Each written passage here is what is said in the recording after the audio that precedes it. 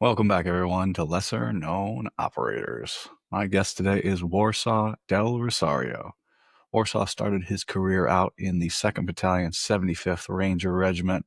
After he was done there, he went on to become a Green Beret in 7th Special Forces Group. Warsaw is now an entrepreneur that believes in faith, family, fitness, and finance built through adversity. You can check him out. Links to his socials are in the show description. Please remember to like, subscribe, share, comment, tell your friends about these episodes. Thank you guys for listening and enjoy the show. Warsaw Del Rosario. Welcome to Lesser Known Operators, man. Thanks for coming on. Appreciate it, brother. Glad to be here. Yeah, I saw, as I do every night, I scroll through Instagram and look at just the titles of people's profiles and then I go, okay, what is this person? And then you checked all the boxes right away. So Green Beret and Ranger Battalion. So thank you for coming on my show. I'm glad to get into it and try to tell your story. Awesome. Um, did I go over kind of what the mission of the show is with you over message of when we were back and forth or no? No. So I'll get into it now because got to talk about something. But so like I said, I've got some time and I decided one morning I wanted to have my own podcast, right? And somebody told me no. I was like, well, I'm going to start my own show. And so the Yeah. base of this show, obviously lesser known operators, people, there's so many people from our community that you've never heard of that have cool stories. And I want to hear from all of them. So the base of the show is I want to get the show so big that when guys or gals get out of special operations and they start their new business or their new online coaching thing or whatever they want to talk about, or they just want to come on and talk for 3 hours Yeah. and get something off their chest, they can send me a message. 100%, we will record an episode. And that's the base of the show. But for That's now, I got awesome. to reach out to people and say, hey, will you come be on my show so I can get popular so Right. that people have that option? Yeah. What have you seen? Because you said you're medically retired as well. What have you seen from the community at large in as far as support for you when you got out? Non-existent. Really? Why's that? Yeah. So, I mean, situations may vary, right? Experiences may vary. On my way out, it was just, that was it. It was just, ties were cut. You're out on your own and you got to figure shit out by yourself. Um, I had very few friends really reach out consistently. I went through a bad time during my transition. Um, you know, I told you earlier that I screwed up a lot during my career. There was just a couple points there um, where alcohol consumed me, and ended up doing or saying something bad while at a course that had some repercussions, some EO repercussions. So, advice to everybody out there: don't call anybody a faggot, um, even when you don't mean it in those ways, right? So going from there, you go. I went from hero to zero overnight, which was a bummer.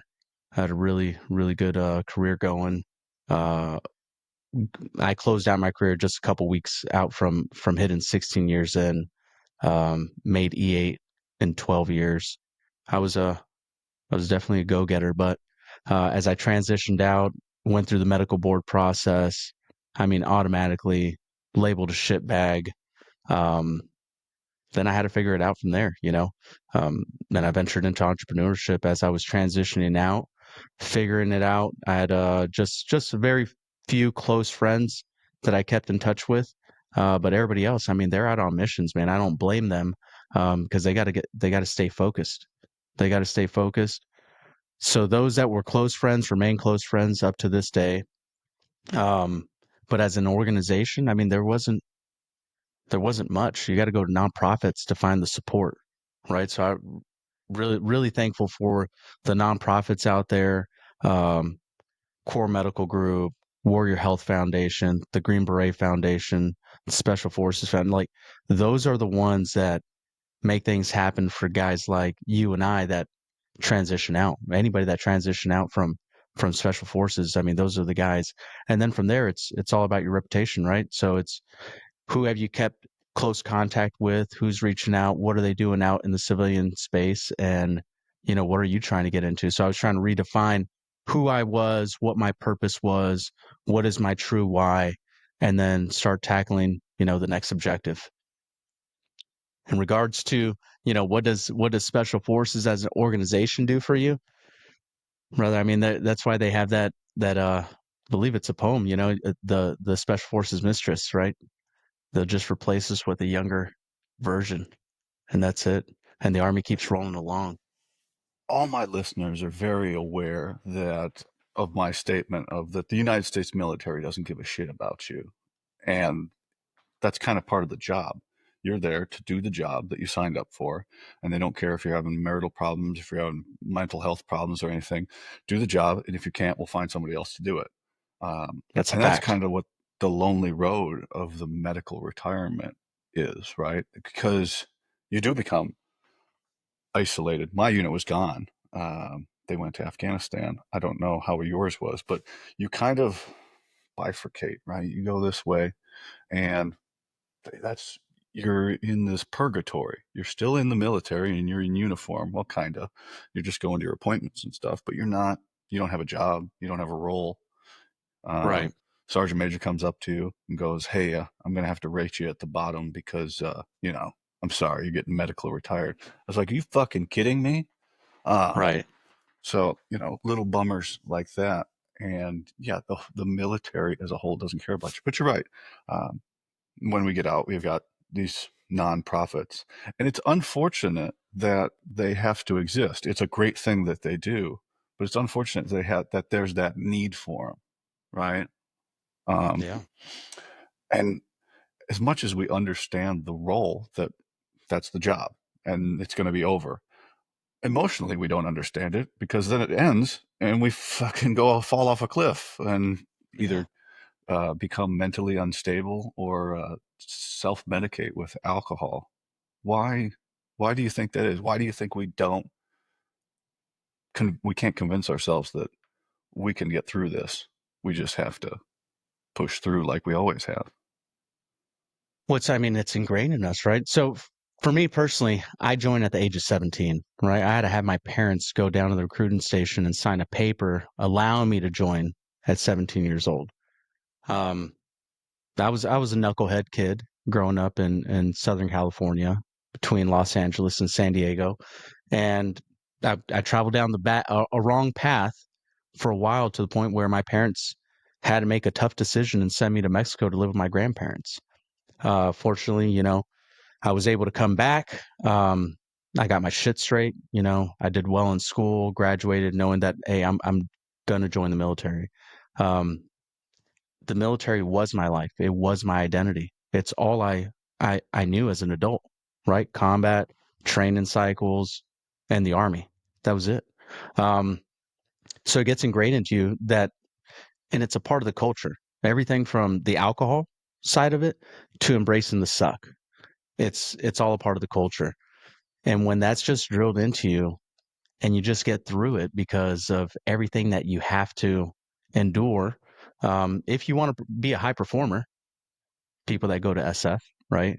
Guys that go to Ranger Regiment, guys that go to tier one organizations, they're the go getters, right? They're going to push through anything. They're going to set aside the bum knee, the messed up back, the TBIs, the concussions. They're gonna they're gonna put that all on the back burner to include the family, and that's something that I did, right? Like I was all in. I had drank as many people in our community would say. I drank the Kool Aid. I was Ranger Del, you know, uh, hard charging, not gonna stop, try to be the fucking best, right? Exceed every single standard that's out there. Um, and just continue to push regardless of everything else going around me. As long as I knew I was good in the army, like it was that was my fulfillment, right? I got a lot of gratification out of it, not knowing hindsight 2020, looking back of all the things that I didn't exert energy, effort, time into, such as my family. But we just embrace the suck. That's what it boils down to. But it's just such an addictive life, right? It is. You get wake up as the first thing you do in the morning, especially Yeah, did you get to Ranger Regiment at 18 years old? Yeah, I'd Oh, I mean, that yeah, is just, turned 18 in basic, went through the Ranger indoctrination program back in 2000 and six. I got there 2007 January, got assigned a second Ranger battalion. I mean, as an 18-year-old kid, that is just that's exactly the age they want you and to mold you into Yes. what exactly they want to have out of people. There's no bad habits learned. You're barely an adult and they're getting you. So you're gonna, if you like it, that's gonna become, you're gonna go into withdrawals if you don't have it, right? From Yeah. that time. Like if you join a little later or a little older, you've already had some work experience and you kind of know what the real world is like and things be like, I don't like this, I don't like that. But man, you're gonna not do well without that. I hadn't thought about that to that point. The earlier you go in, the more it becomes part of yourself because what you're being raised on because you're younger. It's interesting. Yeah. Yeah, that's I So would actually always say that, right? I was raised in Ranger Regiment. yeah, That's where I was raised, to be the adult and man that I became, although we continue to evolve and mature along the journey. But I mean, yeah, that was it. And depending who your leadership is and where you're assigned and what you get exposed to, both in training, personally, professionally, in combat, you become you become everybody that you see around you because you're very impressionable at that age. yeah, you're raised on a, you're becoming an adult on a place that doesn't exist in the real world as well. Which is crazy. That's why I But always and this gets into like, I don't know, psychology of things, right? Where I always said like everything it's all fake. Everything's fake. It's all fantasy. Like the military's super easy to just if you I've listened to some of your podcasts and talking to friends, right? Um, just right time, right place, right uniform. It's if as long as you follow the very simple steps that the military's providing you, they give you the purpose, direction, motivation to accomplish any mission. Now you just have to follow it to the T, and it's easy. It's all fantasy. It's all fake. Every professional military education course that I've been to, it was all to me, it was all a joke. You know, every training cycle to me, like I go 100%, right? Because you have to, there's no, for me, I couldn't differentiate, training from real world. And it's like, oh, well, that's a training scenario. Well, if you train like a training scenario, then you're not training for the real thing. You're going to start becoming lackadaisical, right? You're going to start being complacent. So to me, it was just like everything's just fantasy. Like it all meshes together, and that's it. And it made things easy for me. It made things easy. It's just like I know exactly what I have to do. If you just do that, then you got it down. Hell, yeah, you make there's E8 even, in 9 years. You'll be a sergeant major at 13. Like you're good to go. If that's what you want in your career. I don't know if that's the best course of action for growing up in the military, maybe, but that seems like those seem like pretty small numbers to me, but whatever. So 17, that's pretty young, man. Like, Yeah. was that kind of your decision or your family's decision, or was it a mix of the two? No, it was my decision. Yeah. I wanted to go. I recall when 9/11 happened and I was like, man, I don't want to miss out on the war. It was always in the back of my head. I don't want to miss out on the war. I can't like the United States. I was born in Tijuana, Mexico. Um, I'm a quarter Filipino, 75% Mexican. And my father served in the Marine Corps. His father served in the United States Navy. His stepfather was in the United States Navy. I've got uncles that served in 82nd Airborne, uncles in Mexico that served as paratroopers in the Mexican military.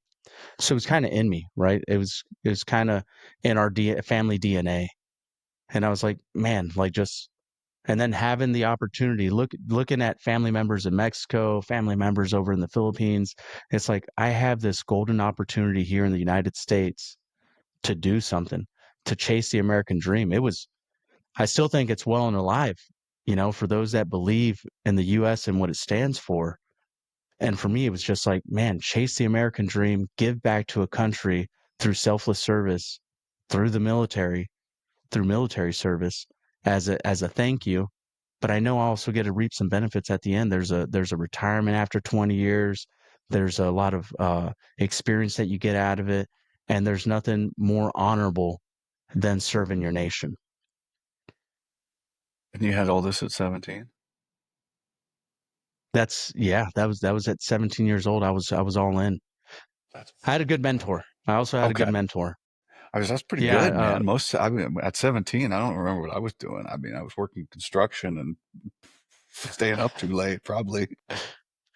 yeah. I think it was being sent to Mexico and having to go to school there for just shy of a year, having to live with my grandparents.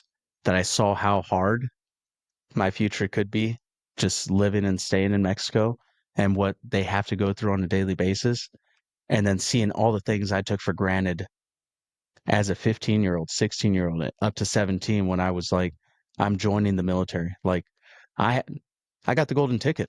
I got family members that wish they could come to the US to chase this American dream, and here I am with that opportunity. I'm not going to let it go to waste. I'm Where not going did to you let it go go to from waste. in So the I was back. States, and then where'd you go to in Mexico? So where were you at in school, and then where'd you go transfer to? Yeah. So I was a high schooler here in San Diego, and then I went to a place called Tepiapulco, Hidalgo, the state of Hidalgo, which is about 2 hours northeast of Mexico City. Small town, small town. It's built up now. I just recently visited this past December, January. Um, it's built up now a little bit more, but back then it was, I mean, thing was dirt, no running water. I mean, the running water was, open and closed by the like the county there, right? The town leaders, they'd open it up on Tuesdays or Thursdays, and you have to make sure that you have your containers filled, and that's all the water you get for that week. You forget you're out of town and nobody opened up that faucet to let the water fill up the containers there on top of the roofs, and yeah, you're shit out of luck. What do you? Because I mean, Mexico touches the United States, like right up against it. What do Right. you think when you see people like complaining about living conditions here in the States? What do you think about that? Yeah, it's ridiculous. It's ridiculous. They just haven't traveled outside. This is their norm, right? I don't blame them. I don't blame because it's all they know, right? If that's all you grow up around, like just the amenities of what we have here readily available to us in the US, like you don't know any different, right? It's not until you take a trip to Honduras or Peru, like I've been to, Mexico, right? The Philippines, and you're like, oh, I would never live here. What? Like, this is, it's subpar. It's not to the conditions, the American conditions that you're used to. And until you experience something like that, you take everything for granted that we have here. The grocery stores, right? The grocery stores, all the outlets, electricity all the time, running water all the time. You don't have to turn on your boiler to heat up the water for 30 minutes so that you could go take a quick 5-minute hot shower. Like until you live in the trenches pretty much, right? Like you're just not going to understand.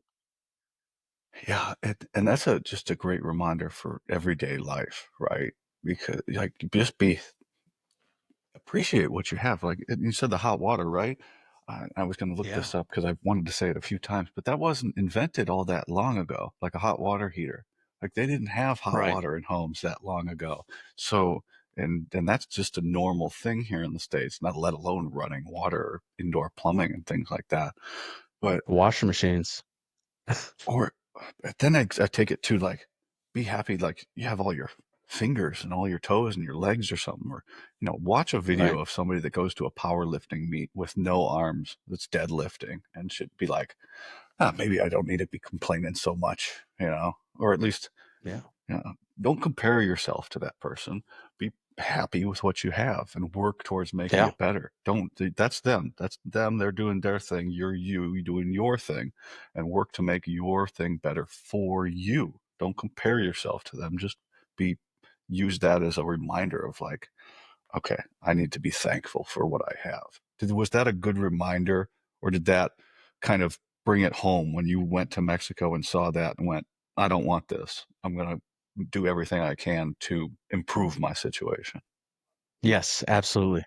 That was one of the turning points in my life where I was traveling down a wrong path, hanging out with the wrong people, doing the wrong things. And then when a unexpected, trip to Mexico occurs, then that's life slapping you across the face saying like, dude, what are you doing? What are you doing? You have every opportunity given to you right now and you're wasting it. And I could not waste it. So I came back to the US.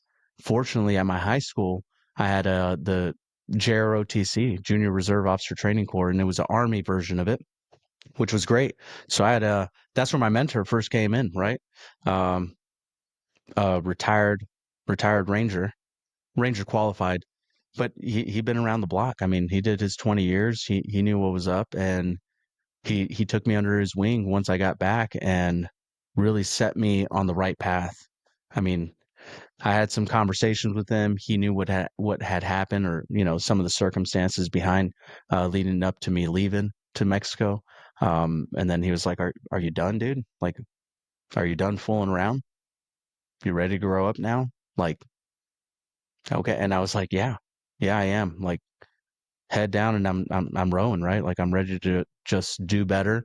I'm ready to join the military. I don't know what branch. I want to be a Marine. I brought it up to my dad. I said, I want to be a Marine, Dad. I want to follow in your footsteps. And he was like, negative. No, man. No, son. Um, you got to blaze your own path. And that's probably because of the experiences that he had. Not that he thought I wouldn't make it or something like He that. I had just always flashbacks thought, to those yellow footsteps and standing there and getting yelled at and go, "What the oh fuck did I yeah. get myself into?" Well, I grew up the majority of my life here in San Diego. MCRD's down the road, Camp Pendleton's right up the road. It's all here. 29 Palms. So it was just something I wanted to do. I was like, man, my picture in the dress uniform next to his, that'd be awesome, right? And yeah, my dad was like, "No, you gotta do your own thing. Blaze your own path, do something different." And I was like, "All right." Well, I kept talking to my mentor at school who was an instructor there, and then he was like, "Dude, you're gonna be a ranger. Like you've got you've got what it takes. You've at least got the potential." And I was just kind of, taken back a little bit, like, dude, like, well, first, what's a ranger? What do they do? I'm thinking park ranger, right? What do they do? And what makes you think that I could do that, right? Um, Next thing you know, he's instead of saying the cadet creed, he's already got me reciting the ranger creed. He gave me my first ranger handbook, and he was like, "Hey, read this, memorize the ranger creed. You're going to recite it every single day until you got it down and it's engraved in your skull." And as you look through the pages of this ranger handbook, none of it's going to make sense to you right now, but one day it will. One day it will. And I was just like, all right, everything from knot tying to L-shaped ambushes to raids, right? Just yeah, I just soaked it all in. I was like, all right, he's obviously been through it, and that's kind of what I want to go through. I started doing research, and I was like, all right, Ranger, oh, this Black Hawk Down. Okay, I would like to be a part of this type of organization. I want to do something greater than me. I want something with a lot of purpose behind it, where I could be proud and be a part of the cream of the crop, right? I wanted that challenge. I wanted to, I wanted to be tested. It's like, dude, yeah, drag me through the dirt and see if I come up alive. Like, I'm ready for it.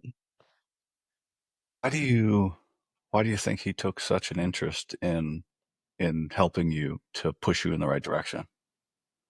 You know, I have no idea. And I just recently had a conversation with him a few days ago for the first time in 18 years. For the first time in 18 years, once I joined, I was gone. He wasn't at the high school anymore. Um, I really wasn't on social media because once you get to Ranger, it's kind of like, hey, yeah, quite professional at all time. It started getting ingrained at that early age, and I was just like, all right, don't, yeah, don't mention nothing, don't be on social media. So it was one of those things where I finally reached out to him on Instagram, sent him my phone number. Fortunately, he knows how to open up the messages at 61. Um, and then he gave me a call and we caught up. And I didn't ask him. I didn't ask him, why me kind of thing. It's happened a couple times in my life, but for that, I don't know. I think he saw the drive. I've always had this drive. I was always anything that I did, I wanted to be the best at, and that's for good and bad, right? Um, that's for good and bad. Outside of school, like when it came to academics, up through middle school, great, awesome, right? Freshman, sophomore year, I lost my way. I lost my way, right? Like it's like who are you hanging out with? Who are the cool people? Who aren't? Who? I was just trying to figure myself out, and I went down a bad path. But I would go all in on that bad path, right? Whether it was fighting, all the bad stuff, all the bad stuff. It was just like, all right, you're the first, first one to throw a punch, first one to do something stupid, first one to whatever it was. Um, but then within the JROTC program, I also did the armed drill team.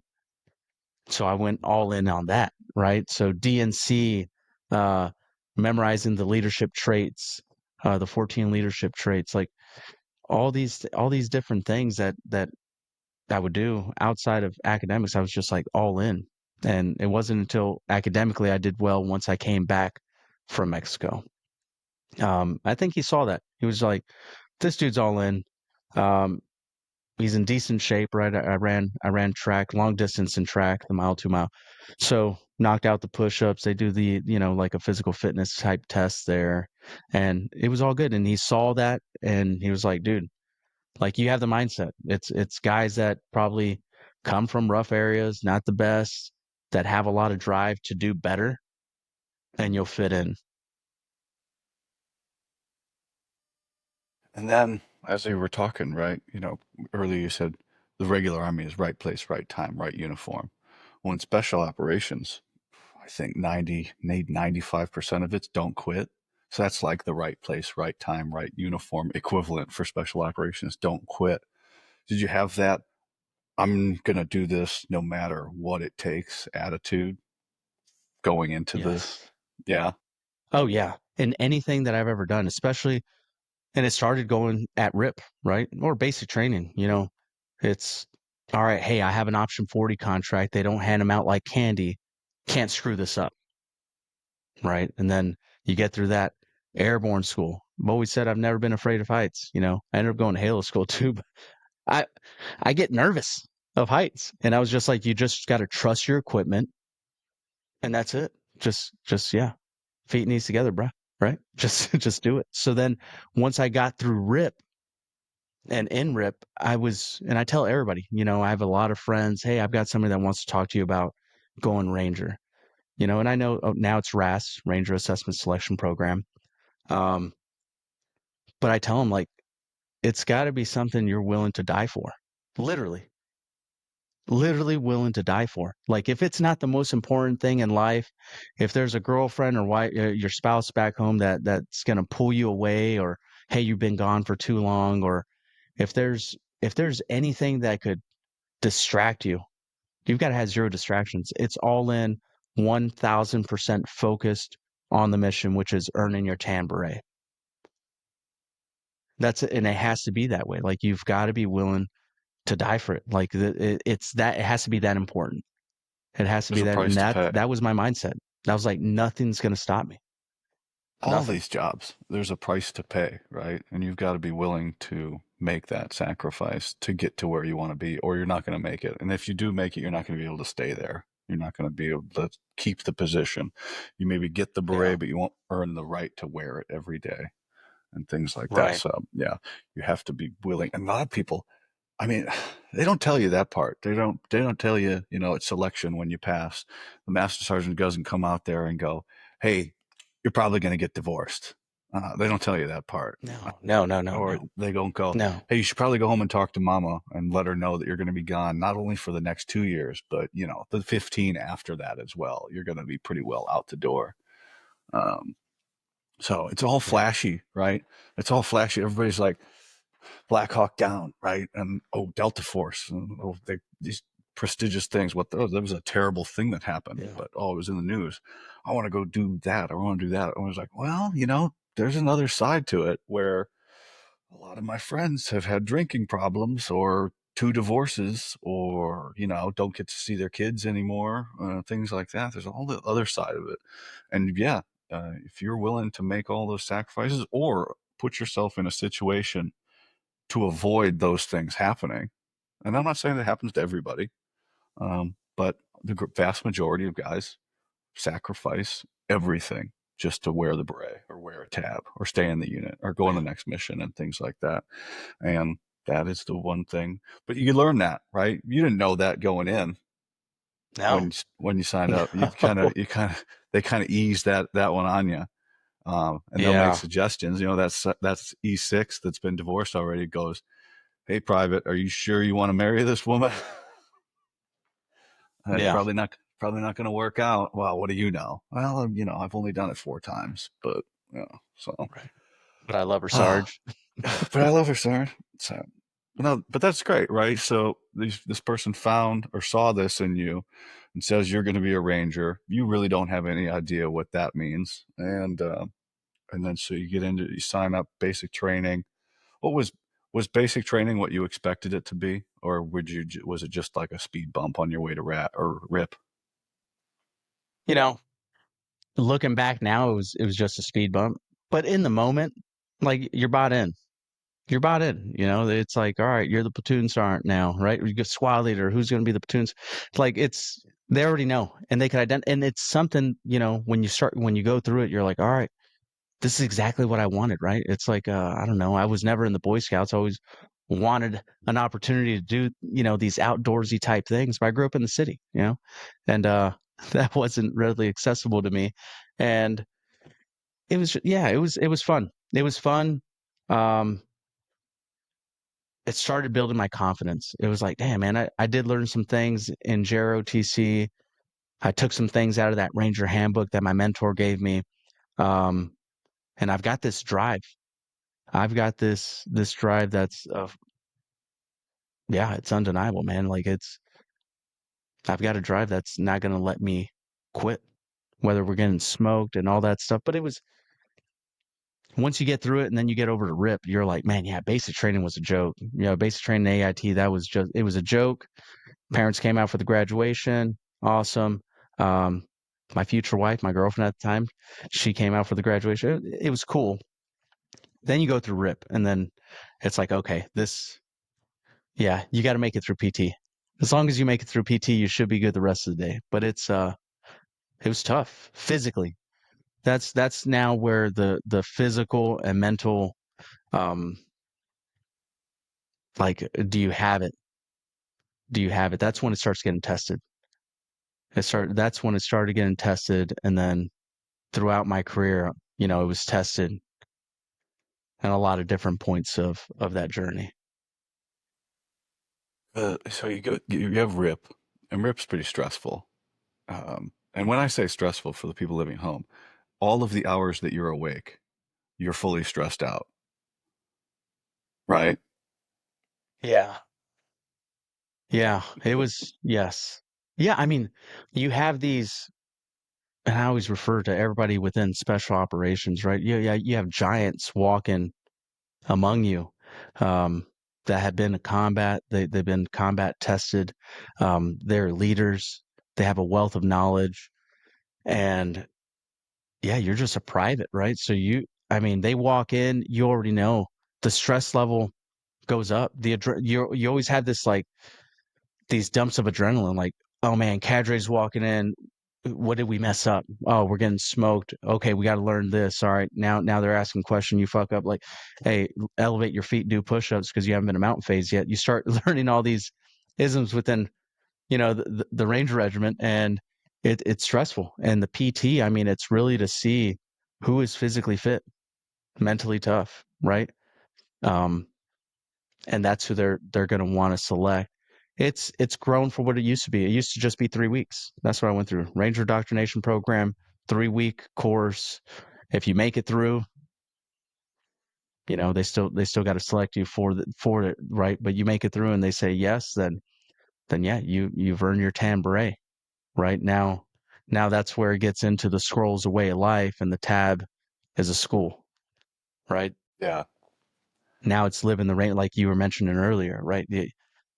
Now you have to live the Ranger Creed daily, which then gets into the mindset of you have to show up with your A game every single day. And that's what it was like once I got assigned to, Alpha Company, Second Ranger Battalion. Um, you have to show up with your A game daily. There's somebody either that just showed up or that's been there, and depending on positions, like they're ready to take your position. They're ready to outdo you every single day. Why? That's just the environment. That's the environment. And one thing that I learned down the road is saying is competition breeds excellence. And that's 100% true. Competition breeds excellence. And that's why it's the elite infantry fighting unit in the world, right? The Ranger Regiment. They're just that's there's a lot of competition there. There's a lot of young, motivated, physically and mentally tough dudes there that are making it happen. And they push you to be better every single day in anything anything. Even if it was, cleaning the latrines, cleaning the bathrooms, right? Who scrubs who could scrub more dirt off the grout than the other private? Like that was the mentality, right? Who could clear a room better? Who could flow better? Who could communicate better? Who, when their team leader goes down, who's going to go over and pick up the radio and lead the team, right? Who's going to step up in those moments? Who's going to run the fastest 5 mile? Who's going to do the fastest 12-mile ruck? How many times can you climb a rope before you have to, you start fast roping down and burn the skin off your hands, right? You could do more pull ups, push ups. Like it's just everything. Everything is a competition, and it's healthy competition because it's only going to make the ranger to the left and right of you better because now they got to step up their game. They have to step up their game. So it was great to be in that type of environment. It was really good to be in that type of environment, but then it translates to other stuff, right? Off duty. Yeah. Off duty. Who's going to drink more beers? Who's going to take this liquor bottle to the head? Who's going to get in Yeah. more fights? Yeah, it's right. So it's that mindset. You got to be careful. You got to be careful as a young, impressionable kid arriving to an organization like that. Just be mindful, and hopefully now I think the military has gotten a lot better to talk about mental health or that intrusive leadership, and just making sure, like, hey, make sure the bubbas aren't going down the wrong path. Make sure that you're setting the example for others to follow. Make sure you're being a good leader. Make sure that you're checking on the dudes um, on their off time. So that's something that I didn't learn until just a few years ago, where it's like, hey man, that's really important. That's really important because they're going to look up to you just the way that I looked up to the cadre and my team leader and squad leader and platoon sergeant PL all the way up the chain of command. It's like, man, those are giants. Whatever they say, I'll do. Why? Because I trust them with my life. They have way more experience than me. They're the ones that are going to keep me alive downrange. So Yeah, it's all about the team, and like, and it's always all about Ranger Regiment all the time, right? Because, yeah, like you said, so you do RIP, and then you get your scroll and you get your beret, but then really the next 2 years are all about going to get your tab, which is your Ranger tab, and yeah, you're a low level private until you get that tab, right? So the Ranger Regiment's like in three basic phases, and so is Special Forces, right? But it's selection, a 2 year Q course, then you get your beret and you go off to do great things for the regiment.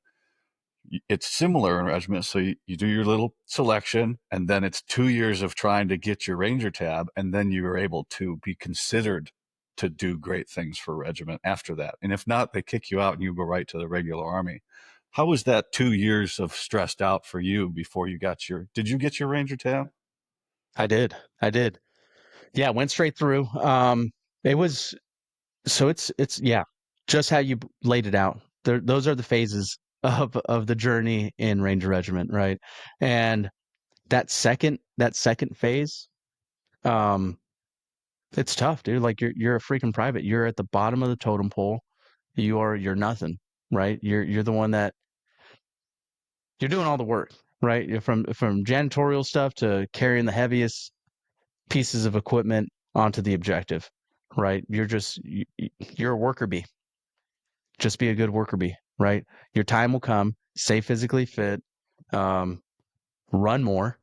You're just gonna have to run more, right? Because there's that 5 mile uh, test at Ranger School. So good cardio shape, and then your time will come. Just don't screw up. Um, it was rough for me. There's and it changes. It changes. Experiences may vary. Some guys have gone through. They graduate at the top of the class or whatever at RASP, and they go straight to Ranger School. Now they show up as a Tab Spec 4, right? So I've heard of some guys do that. When I was in Ranger Regiment, I was told, hey, 2 deployments. Once you make it through 2 deployments, now you have the experience to go over to Ranger School, get your tab. Now you come back and then work for a spot to become a fire team leader. So that was my journey. Even though there were some privates right behind me that showed up, they showed up 2 days before deployment. We deployed. I was already at Ranger School, uh, about a little bit past midway through that deployment. I get my tab and I see them leaving to go to Ranger School. And I was like, dude, you guys got 1 deployment 6 months in, and you guys are gonna be Tab Spec 4s. Kudos for you, but damn, man, I had to I had to work for it. I had to work for it. So experiences may vary. It just depends on leadership, who's hurt, who has the highest PT score, and who does the leadership think's going to go down there and not screw up. Well, you're right about experiences Mayfair. That's why I joke about on the show here that I was in the first easy class of to become a Green Beret, right? Because people Right. to the left and the right of me, they just had a fucking miserable time. And I just didn't. It sucked. It was hard, but I didn't have a miserable time. I mean, I showed up, I rose to the occasion, and then I went back to just back to normal base level of whatever. But some people just we do the same courses and they would just get the shit kicked out of them. And I was like, oh, Yeah. fuck, the guys that were in SUT, one class behind us, it rained 25 out of 26 days. They were in the field for SUT. It comes time for me to do SUT, and I had 1 day of rain. It was like a light sprinkling. That's not the same. Those are not the same courses when you stack them next to No. each other. That's a day in the park compared to 25 days of rain. That's terrible. Yeah. So that's why what's helped me get over like not going to combat with an ODA, right? Is I go, it just wasn't in the cards, and I'm more able to deal with it now. Um, Looking back on it, go, well, some people lived their whole career and they didn't get to do it, and they were still Green Berets, successful Green Berets, very well established in our community and did great things. And then I just go, I don't, and then finally kind of accept it and go, I don't fucking care. Like, fuck them. They had their path, That's I it. had mine, and I don't Yeah. give a fuck that I have to live my life and they have to live theirs.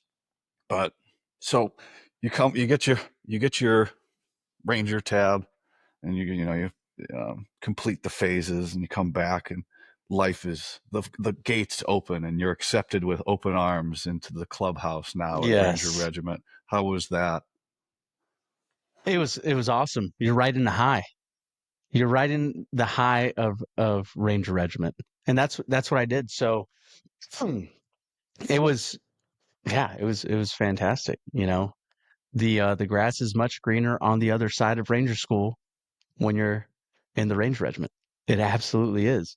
Um, it was great. So as I'm riding that high, I became a fire team leader, crushing it, doing great things. Had 3 deployments with 275. Go to WLC. This is where it takes a turn, right? Everything was great.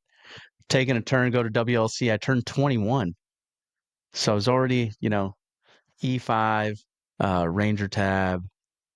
Everything's great. Go to WLC. Um, Mind you, right before going to WLC, leadership's blown in place after the previous deployment. Some kid put some OPSEC stuff on Facebook. It's kind of new, right? What's that? A fire team leader says, the computer goes up, Essex reviews it. We got PL platoon sergeant fired. Um, Investigations open up. PL sitting in Madigan Hospital with a shrapnel wound to his inner thigh from a suicide bomber. And he gets this news. Investigations open up for some other stuff, and the first sergeant and commander fired. Pretty crazy. So I go to WLC. Got brand new leadership in the platoon. I crush it. Crush it. Get the leadership award, commandant's list. I come back with a sword. I'm like, man, I could do no wrong. I just, save some face, represented, and doing well. So riding that high of Ranger Regiment, it just felt unstoppable. Added on with surviving combat, engaging in with the enemy, closing with and destroying the enemy. You just feel you feel powerful. You come back and it's not easy to blend back into regular society when you're back after doing all that shit just a couple days prior um, from returning. So we're on recall. We're on RRF1. We're on recall, and I was like, oh yeah, all right. Well, I just turned 21. Some of my roommates want to go party and celebrate, and I was like, nah, just I want to keep it kind of low key, as they say, right? Keep it on the down low, nothing crazy. So we go to the next door neighbor's house while my other buddies go out to the bars. Well, some one of the housemates arrives drunk, conversations start going, a lot of banter going back and forth. My buddy drops the R bomb, and the R bomb is saying, "Oh, we're Rangers," right? Oh. And as the conversation gets heated, that's one thing we don't do, right? When the conversation gets heated, um, for whatever reason, the chick looks over at me and just says, "Fuck you, Warsaw, and fuck Rangers." Hmm. Well, that was Is that that's bad? where I That sounds found bad. myself at the crossroads. Yeah, I'm super prideful, got a huge ego. I'm a Rangers Ranger, right? And there's no way you're going to disrespect my profession and those that have served within Ranger Regiment. So I throw a shot glass at the wall. Worst decision ever, right? Um, she slaps me. So happen to be celebrating with some Belvedere vodka made in Warsaw, Poland. Threw the bottle against the wall, storm out, and she calls the cops, and there I was arrested. Over at jail, calling my squad leader. Still kind of thinking, this can't this can't be that bad, right? Like I was tipsy. I wasn't even super drunk. Like whatever. Um, until I heard his voice. Until I heard his voice, and then I knew, oh man, this is not good. But I was so new still, right? I was so new to the military that I was like, all right, well, I don't know how UCMJ works. I don't even know how the civilian side of all these things work. So now I just got to roll with the punches. That's one Yeah. thing my dad said, as I called him, I was like, oh man, I don't know what he's just like, roll with the punches. You messed up. It's all good. Roll with the punches. Life goes on. And I did that. And I found myself being demoted from E5 to E4. Not just losing my team, which was like the worst thing I thought possible, right? Oh, I'm going to lose my fire team. No, I got released for standards. So second ID. Yeah, shit. No, well, fortunately, I was able to get down back to California to Fort Irwin, California. So Fort Irwin. Oh.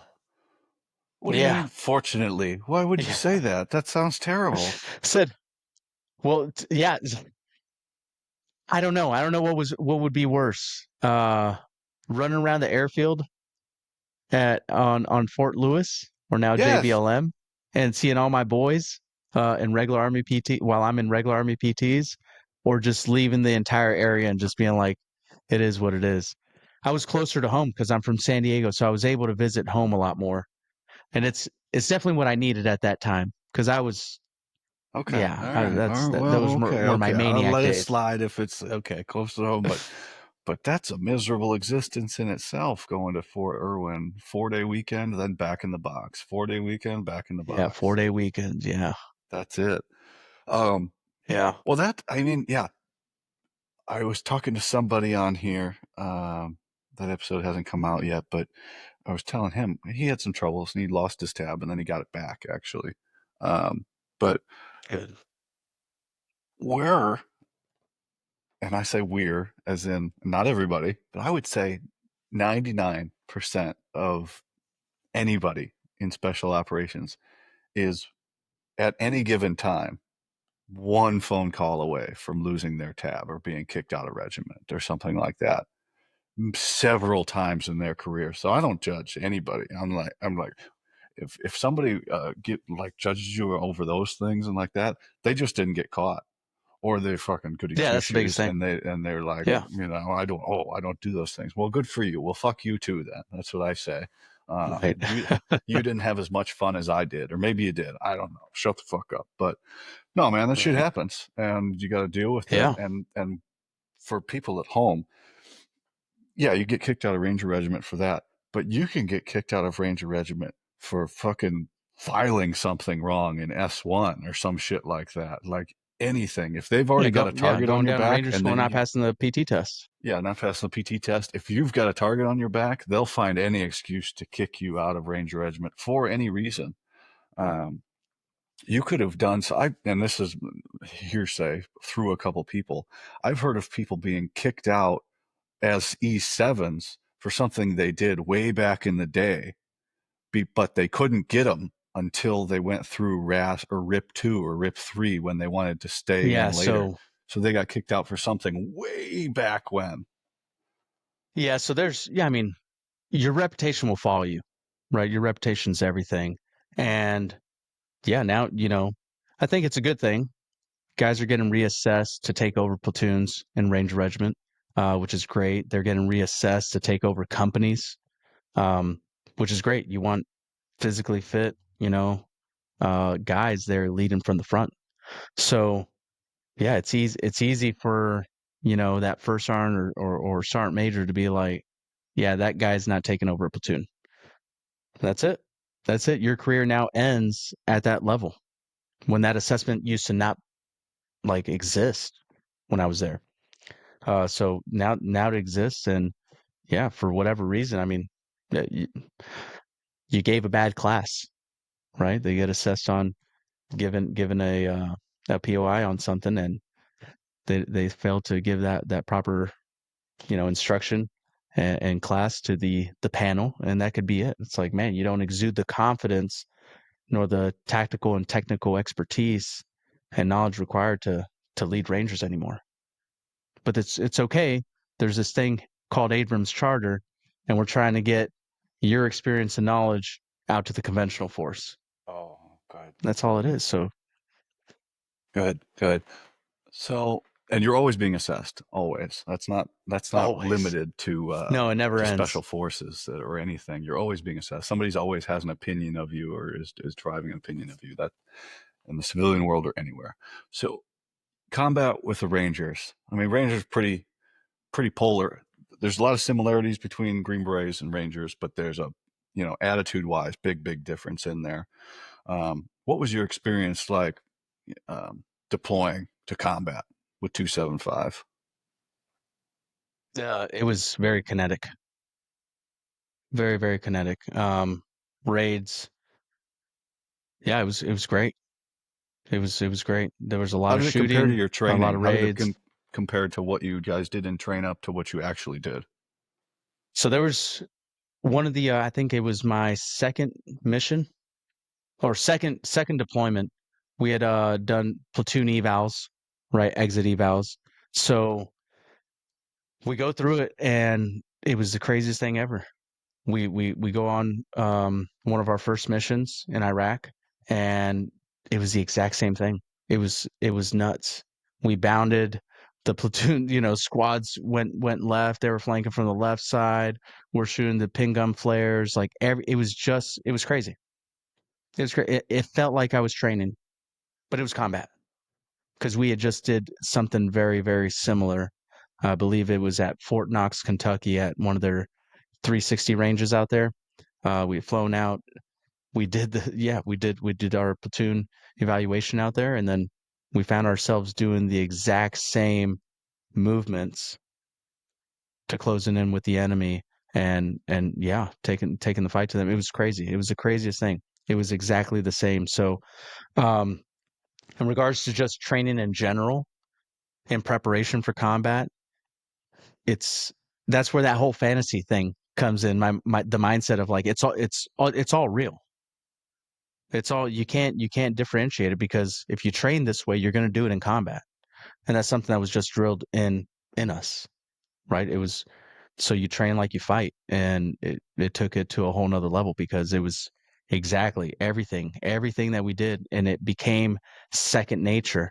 Everything that we did was second nature. That there was no question. Give me one.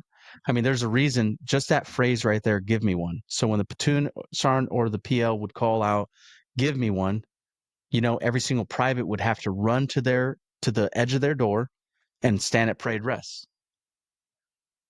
right? And it was something that was drilled into us of like, well, why when they say give me one to go either make a copy at the copy machine, right? Or run something downstairs to first sergeant or the commander, whatever it is. Or hey, go sweep this out or go clean out the shed in the back with all the range gear.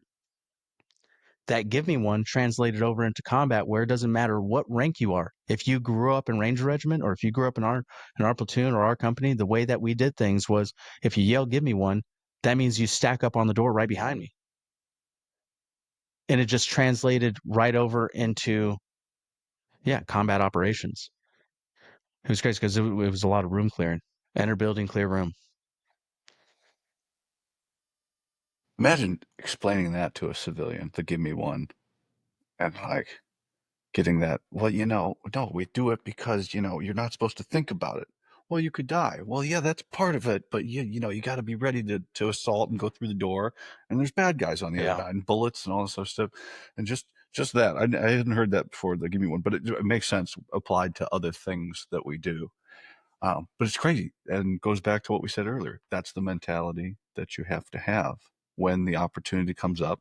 You can't think about it. You have to be able to draw your weapon and pull the trigger. execute. Yeah. That's it. I'm going to word this one carefully here. So, were you guys working as a standalone unit or were you supporting any special units while you guys were out there Supporting. supporting? How was it working with Yes, those guys? it was good. It was great. The joke is that we are the outer cordon, right? We cordon off things, but no, the way that we worked was yeah, they would see a house, safe house, and um they'd follow vehicles, they do vehicle interdictions, and then we go to the house, take care of that, and then go do the SSC on the vehicles.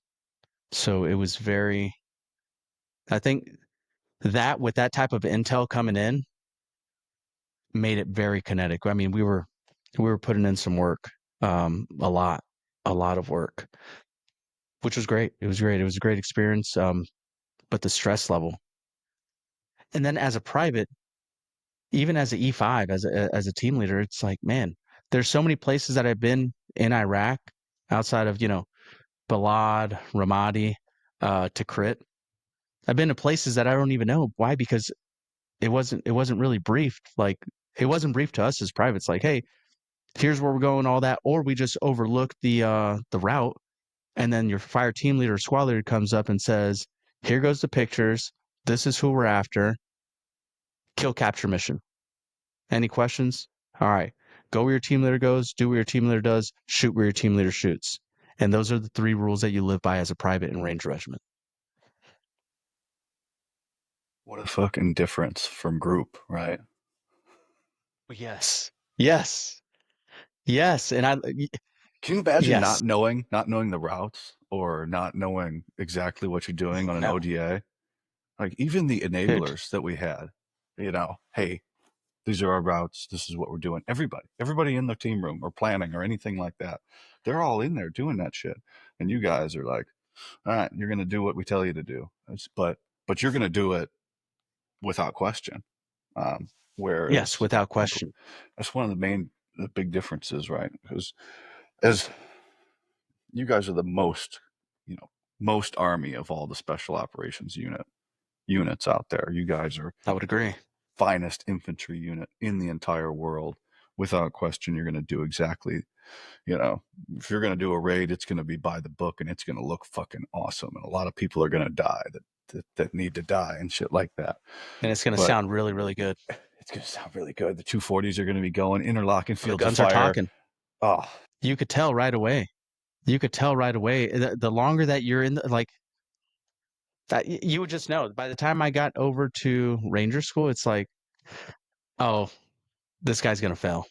The really? weasel's gonna fail, right? The weapons squad leader's gonna. Yeah, you could just hear it. You could hear it. It becomes an art form. It really becomes an art, right? There's the art and science to it. The art form of it, it's a dance, man. It's flown into a room. It would be talked about like that. The death. It's the rifle should enter a room and blossom like a flower. That's how many we want in there. Um, or I've gone to courses, and a lot of guys have gone to a course called Vanguard. A lot of hand to hand, right? When they're right up on you before they came out with the MAC-P and like the lone operator courses and all that. We would go to Vanguard out in Chicago, and instructors there, and it got brought back. That mentality got brought back to Ranger Regiment, at least 275, where it's like when you're working with a knife, depending on where it's at and how you carry it and what type of cuts you're doing, it's an art form. The more the blood is the paint, and you're there to paint a masterpiece, right, with it. But if you go to that point, you have to end the person's life. Like it's gotten that bad. They want to kill you. So as you're doing the C cuts, as you're doing all this stuff, there's an art behind it. It's crazy to say it, right? It almost sounds crazy, but that's becomes your life because you have to do what you have to do to survive in combat, especially in those tough situations when you're going after a bad guy. He's an HVT. He's in the back left room, um, and you have to go in there with your fire team or squad to go kill or capture this guy. And if guys are flowing into the house, you got one. You got the fire team that's leading it. Two guys go to the right, two guys go to the left for opposing doors, and the next, now they're bound and the other two guys have to clear that room to the left. And there's a guy that just gets the first dude by the rifle. What do you do? Have you prepared for that situation? Do you have the training? Do you have the equipment on you to eliminate the threat? Because as a private and ranger regiment, you're not carrying pistols. I didn't carry a pistol till, I was like a E6 in the infantry, right? And then in SF, then everybody gets a pistol. So it's like, what you got your rifle and you got a knife. So yeah, the mentality is just, yeah, it's different, very different, Yeah. but similar at the same time. A Imagine, lot of similarities. imagine that I'm just listening to you and taking it all in as a matter of fact, like no reaction. Like, yeah, that's okay. That sounds good. Yeah, you do this and you got to like stab them there. But then, a civilian will be listening to this horrified uh, that that Yeah. that there's no tonality change in our voice. It's just like, oh yeah, that sounds about right. Yeah, you got to kill the person, but that shit happens, right? But you go from that mentality in the military to, oh, now I got to be a fucking normal person. Well, you're not going to be a normal person anymore going into civilian life Right. because that's a level of to get to where you have no reaction to that and then you're just okay with it. A lot of weird shit has had to happen to you that's not just going to go away. um, you can be cool with it and you can just not bring it up and you can be a cool, but you're still always going to be it's always going to be there. It's always going to be there. And you can get over your post-traumatic stress or you can get over your buddies dying or killing themselves and things like that and be okay, but it's never going to go away. Yeah, it never What do you goes away. What do you think about that? Like that's the job is to, as one of my previous guests has said, to kill people and break stuff. That's the primary job, and everything else we're really bad at. How do you reconcile with that? Of that part's over, and now I got to act normal. So it's tough, right? And it's a part of the journey. Um, and living. Like I dealt with it by drinking all the time. Any free time I had, it was, let me just drink until I black out. On weekends, that was the goal. That was the goal. Let me just drink and black out. And then I'll wake up at 5 o'clock in the morning and be ready to go on a 5 mile run or ruck or whatever it is that we have to do, um, and make it happen and perform, bring my A game because there's somebody on my tail trying to take my job and I'm trying to continue to move up and show that I belong here, in whatever organization that it was that I was in. And I dove into alcohol, um, very early on. Like it was a part of the culture. It was, had another guy tell me as soon as I showed up, like, you got to kill a 6 pack every single night before going to sleep. And very impressionable I was. Killed a 6 pack every night, every single night. And that's when it started, right? Not to put blame on anybody. It was a decision I made at 18 years old. At 18, right? And then it just becomes who you are. Becomes who you are. Um, as and then I never addressed those mental health issues, right? The smell of burnt bodies, having to get DNA from burnt bodies, seeing my fire team leader and squad leader cut off an arm to get the DNA, put it in a bag, and then have to carry that bag from the SS Duffy trash bags on the bird ride back, and then getting yelled at by the FBI. That's in his book. So that's already out there. Um, it's all that stuff. It's how do you get past that? How do you get past, seeing a dog that you send in a house that you've already done a call out on, right? Now you got to go clear it. You just shot a dude at the front door. And then as the dog goes in, the moms are yelling that there's somebody else in there. And then you see a child get his ass, bit by one of your badass dogs, that goes in there while he was underneath the bed and pulls him out. Now we got to go in, clear. Now you can't grenade every single room. Um, so it changes everything. So it's seeing those type of things where it's a little kid and it's like, man, he didn't deserve that, right? He just deserved to get bit by one of our dogs. Stepping on kids when clearing rooms, right? Throwing in a thermal grenade, um, as that shock and awe before, going in and flowing into the house. Just and then there's kids underneath blankets. All like it's just things that you can't prepare for, mentally, right? It's easy in training. Oh, get to your corner, dig into your corner. Hey, there's a red zone, red space back here. What are you doing? And you could learn all that stuff. That's easy, right? Be more aggressive, kick over the furniture, do this stuff in training. So then when you get down there, it's all real. But now there's people. So there's the human aspect to it.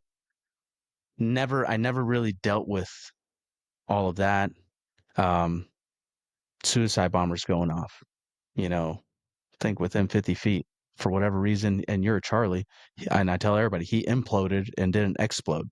It was the craziest thing ever. Several of us just looking. I don't know if he put it on backwards or whatever, but it just literally went in and a bunch of shiny stuff went up and it was nuts. It was nuts. And then we got to go collect some of the pieces, the lower torso, drag it over, and then we got to do the quick capture program and get thumbprints and all that stuff from his arm that still existed. By not dealing with all that stuff and just going with, hey, I'm just gonna fucking drink. I'm just gonna drink and I'm a while out and I don't care, right? I'm invincible. I'm unstoppable. Even after I got out of Ranger Regiment, right? even after that phase, well, then I get hit with the depression and just everything with it of like, now I'm isolated. I'm off the fucking island. I'm all alone. All these stories that I had that I could share that dark humor with other people to kind of be like, "Oh, it shit's normal. We're gonna go on another deployment. We'll see the same shit again. It's not the first time we put our hands inside of somebody's skull to push out their face to get a good picture for, the AAR afterwards." Right? It's just another day. It's just another deployment. But now everything just lives within you. Mhm. And now you're isolated. Now you can't share these stories, or if you were to tell a civilian, one of your friends, right? Somebody in the regular world about this type of shit, they're like, "Dude, what? You're demented. You're fucking you are fucked up. You've got you like it's Yeah, crazy." you wouldn't Didn't tell him deal to with it? anybody. I mean, you tell him to somebody like me. No. I'm Yeah. like, yeah, fuck, I'll listen to you. I Yeah. talk to anybody, but that's not something you like bring up, and that's like this, You right? don't. That's why I tell people, hey, we can just come on here and talk about shit you don't talk about with anybody else. Like, I'm here listening to you. I'm not going to judge you. People come on here and say wild shit, but yeah, I agree with you. It's something you can't, you know.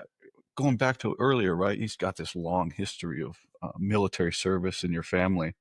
Imagine if you were able to, obviously you can't, but everybody was alive and you could just have all of you get around for a barbecue and all the stories that everybody would tell to each other that they were never able to tell their families and shit about all the shit they've seen and all the shit that fucked them up.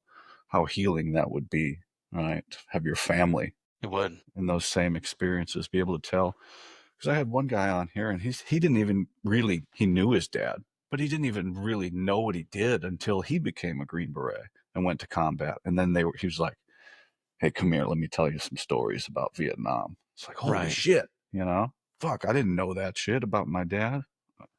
And then you don't learn Yeah. about it because they don't tell. And yeah, the things that the American soldier was asked to do for the last, well, I guess we just took back over. We're back to Afghanistan as of yesterday or day before or something like that. But the last 25 years or so, it was terrible and terrible things to accomplish missions for what? For us to give it all back, right? Give it all back. And now we're going back and we're going to dabble around there some more for fucking what, right? What was your opinion on the what? What was it all for? Or was it, did you feel like you were accomplishing anything? That's a tough question. That's a tough one, right? I joined the military not just because of the family, military service DNA that we have, right? I joined it for me wanting to chase the American dream by giving back to a country that's given me and my family so many opportunities. Then there was the 9/11, right?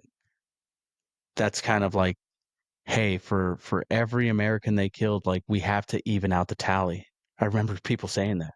We have to even out the tally. We have to go get all these bad guys. So there was a lot of, and the country was unified. It was awesome. So many American flags being flown all over the place. Everybody wanted, do their part, and it's going down overseas, right in the Middle East. Like it's happening. The war is kicked off. They're doing some things, and I was proud of that. I'm proud of all my military service and all the combat deployments, all of it. Um, there came a point in my career, the older you get, your maturity, the experiences that you have, the KIA bracelets that we're all wearing, right? You start seeing a lot of friends die. Now there's a suicide spike happening, and we're just losing dudes that are out of the military, in the military, going through it, not seeking the help, right? They drown themselves, not just in alcohol, but now drugs, right? Or they get out to the VA and it's drugs, or they get isolated. They don't use anything that's out there. No nonprofits, no VA, none of their friends, and they end it. It seemed like towards the end of my career, the reason The reason that drove a lot of guys to keep doing it was almost in vengeance for their fallen comrades, right? For their fallen friends. It was that had died over there. It was just like, oh, we're going to the same shithole where my boy died at. Yeah, we're gonna wreak some fucking havoc. We're gonna utilize everything at our disposal in the intelligence world to find exactly where they're at and go end their life. And you could do that in SF. You can definitely do it. That is 100% correct. A lot more leeway. Um, just you give it you're given an end state, right? That's what you get in SF. You get an end state, and then the team figures out You how they're do. going to get there. There's a lot of ways to skin a cat, but you go away for 20 minutes and come back, that motherfucker will be naked. Um, Yeah. Going back, right? You you said it was the best, to get separated from Fort Lewis, and go down to Fort Irwin. But God, that goes into you're just doing supporting training at that point. If you would have gone to second ID, you would have gotten a fire team back within 6 months, probably having that tab. Don't you, Yeah. don't you think that would have helped you maintain that team, at least holding together a team? It might not have been the same caliber of team, but if you would have gone to second ID and then gotten a team back, you would have been maybe been able to hold those things off at bay and at least maintain some sort of that feeling of I'm still accomplishing something. So there's a higher power always at work. There's a reason why I went to Fort Irwin. There absolutely was because I ended up meeting another mentor there, a first sergeant, who was assigned to Fort Irwin, California on a compassionate reassignment, who came from the 82nd. He was a LURS dude or 18th Airborne Corps, LURS, whatever it was. Like he was high speed, high speed guy for the regular army, right? Mind you, in Ranger Regiment, you're behind the fence. You don't really see the conventional force. You don't interact with them. You only run past them while doing PT. That's it. Whether you're running or rucking, you still run past them. And I get down in Fort Irwin. I wasn't in the right mindset. I wasn't. I couldn't take another team. I was I was distraught, man. I was a mess. The one thing that I had literally, um, you know, have given my blood, sweat, and tears for was stripped away from me. I was at Ranger Dell, man. Now it's yeah, it's taken away. Tambouret, what tambouret? Yoink, right? It's gone. Now you're in the conventional force. I couldn't do it. I wouldn't have been able to do it. And if I was drinking a lot in Ranger Regiment, then it was 10 times the amount once I got down to Fort Irwin. I was going down to the shopette. I'm already 21, a bottle of UV vodka daily to the dome, right? E4, um, start learning about what Fort Irwin is because at the time a lot of people now we know it, right? We know it. Back then it was still a place where people would re-enlist to take a knee. And then when they showed up to take a knee, they found out that they were in the field the majority of the time supporting guys that are going to go down range. Every fucking day. That's that's those were the stories that were circulating like, dude, I'm getting out. I'm getting out, right? A lot of guys were just getting out.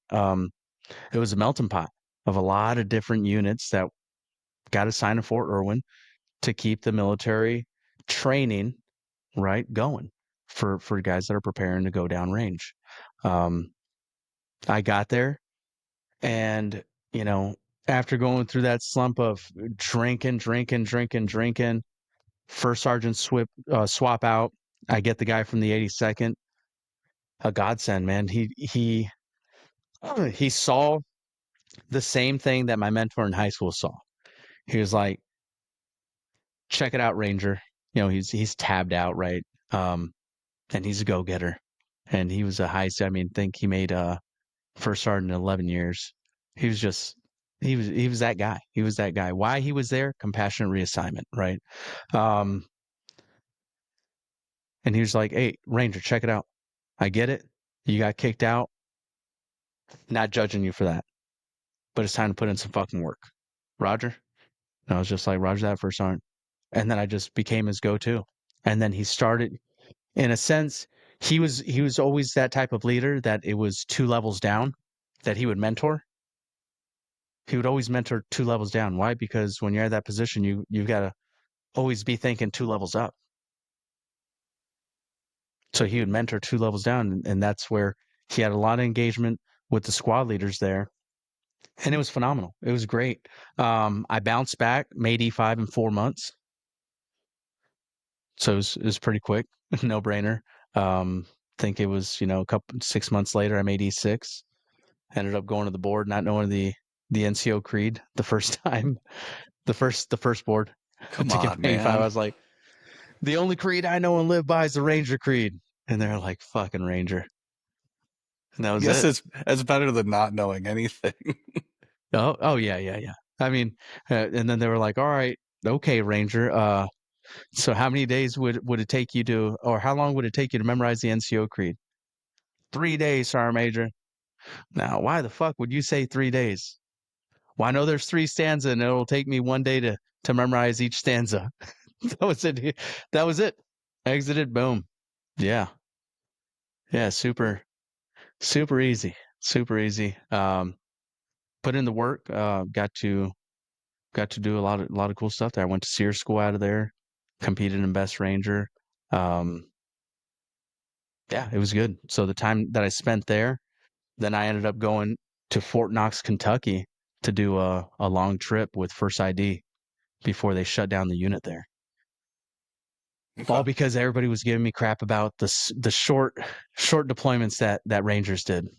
They had no idea, but they had all been to Iraq and Afghanistan, right? A mix, and you know, I didn't know their experiences, and I didn't know what I know now. Where it's like, dude, you guys have no freaking clue. Yeah, though You they're guys have giving no you idea. shit where they sat at No a idea. they were gate guard for 15 months, 12 That on, was it. 12 off for Yeah. 15 months, and you're running and Yeah. gunning all over the country with some special missions units and shit like that. So, Yeah. but yeah, you have no idea when you're in a regular unit about what goes on the other side of the fence or what life could be. You're just making shit up about this mirage off in the distance.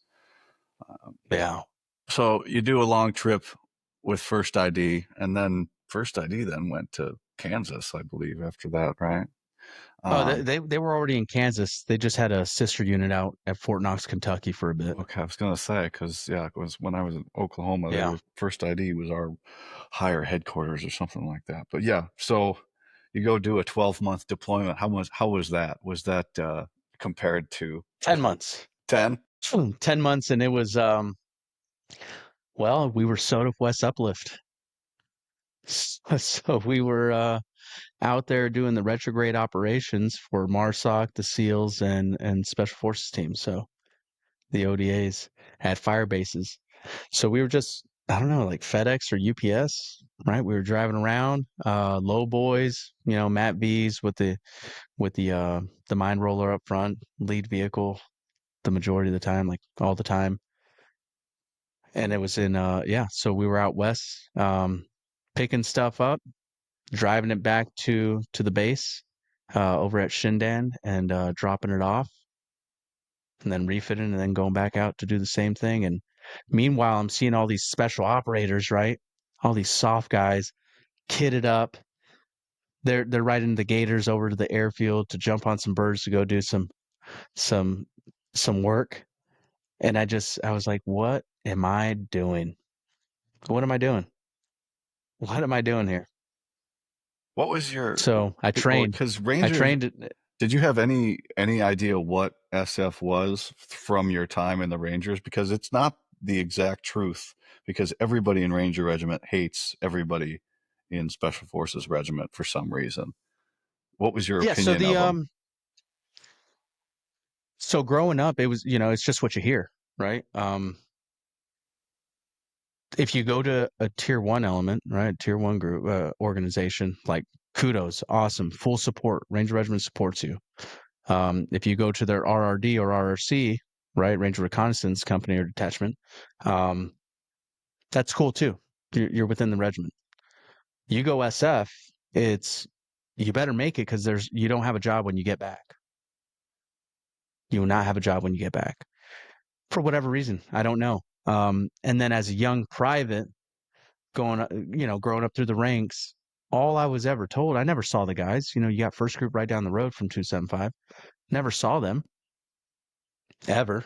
And we were always told, they're old, fat, but they got a mindset where they'll just keep going. They got a mindset that they'll We're just keep old and going. fat, and we just keep going. Old, fat, but they could ruck. Yeah, yeah. And that was it. That was it. It was, they're older, they're not in great shape, but yeah, they could ruck. They'll get after it. And that was it. So I really didn't know special forces, the mission outside of all the glorified stuff that you see on the internet and in movies. That was all. So then why make the decision to go to selection? You just saw some cool guys doing some So shit in when Afghanistan? yeah, well when I saw that, well here goes the other thing. In my head, SF has always been like, oh yeah, you're a Green Beret. I mean, damn, right? Like, come on, man. You made it. You're cream of the crop, man. That is the pinnacle of life, becoming a Green Beret, earning the coveted Green Beret. Wow. The title and tab Special Forces soldier. Yeah, as a private, like they don't even exist, right? They're out there, but what they do and how they operate and what type of missions they're doing, nobody knows. It's just this very that's like mystique, right? It's you don't know. You don't know. Which is when I saw them, I was like, okay, they look a little bit older than most bat boys, right? Guys from battalion. They look a little bit older. Um, they looked in shape, they're kitted out. And I was like, dude, I cannot remain in the conventional force. I've got to go do something better. I had a buddy say, hey, I'm going to put it in my packet. For whatever reason, his packet didn't go all the way through. Mine did. 9 days later, after redeployment, I find myself over at Fort Bragg going through selection. What year was this? 2013. Okay, 13. So I think you're about that. little after me. I went in 12. I went in January of 12 and then September of 12. So we had relatively the same layout for our course or everything. They Yeah. they Yes. change things Yes. every now and then, but I don't know. I went the first time, hurt myself, and so when I went back the second time, I felt like I was cheating because I knew exactly what was going to happen, when it was going to happen, what they were going to say, what they were going to write on the board, and then I was like, "This is great." I even like knew all the shit that was going to go wrong with all the events and things like that. What was your experience like? Because in 13, you starting to get some information out there about selection, but really all we had to train off of was still 2 weeks in hell, the documentary. What was Right. what was your outlook going into it? Was that did you watch that and go, okay, I need to be No. ready for this? No, you just kind of fucking winged it. No. Just went. Yeah. In my head, I was like, I already know that I have what it takes. Now I've got to let some other grown ass man tell me that yes, Warsaw, you have what it takes. That was it. That was it. I just went in there super professional, um, just maintaining those standards, right? That high level of standards, expectations of myself, and exceeding whatever standard was put out. And that was kind of the trip up, right? Because there's no standard that gets put out when you go through. There's no standard. So I was like, hey, I've just got to be if top 50, right? There's a lot of dudes here, top 50. As long as you're in the top 50, you start dropping below the top 50 any physical event. But then I came in first place on the runs, first to third place in the runs, and then top 5 for the rucks. And I was like, dude, this is a joke. It's because I prepared for it. Okay. So I could overly prepare. overly prepare. I could prepare for 5 years and I would never finish at the top of the runs or the rucks at selection. If I was all I dedicated my life to, I would still never finish at the tops of those. Yeah. So good on you for So, having that ability.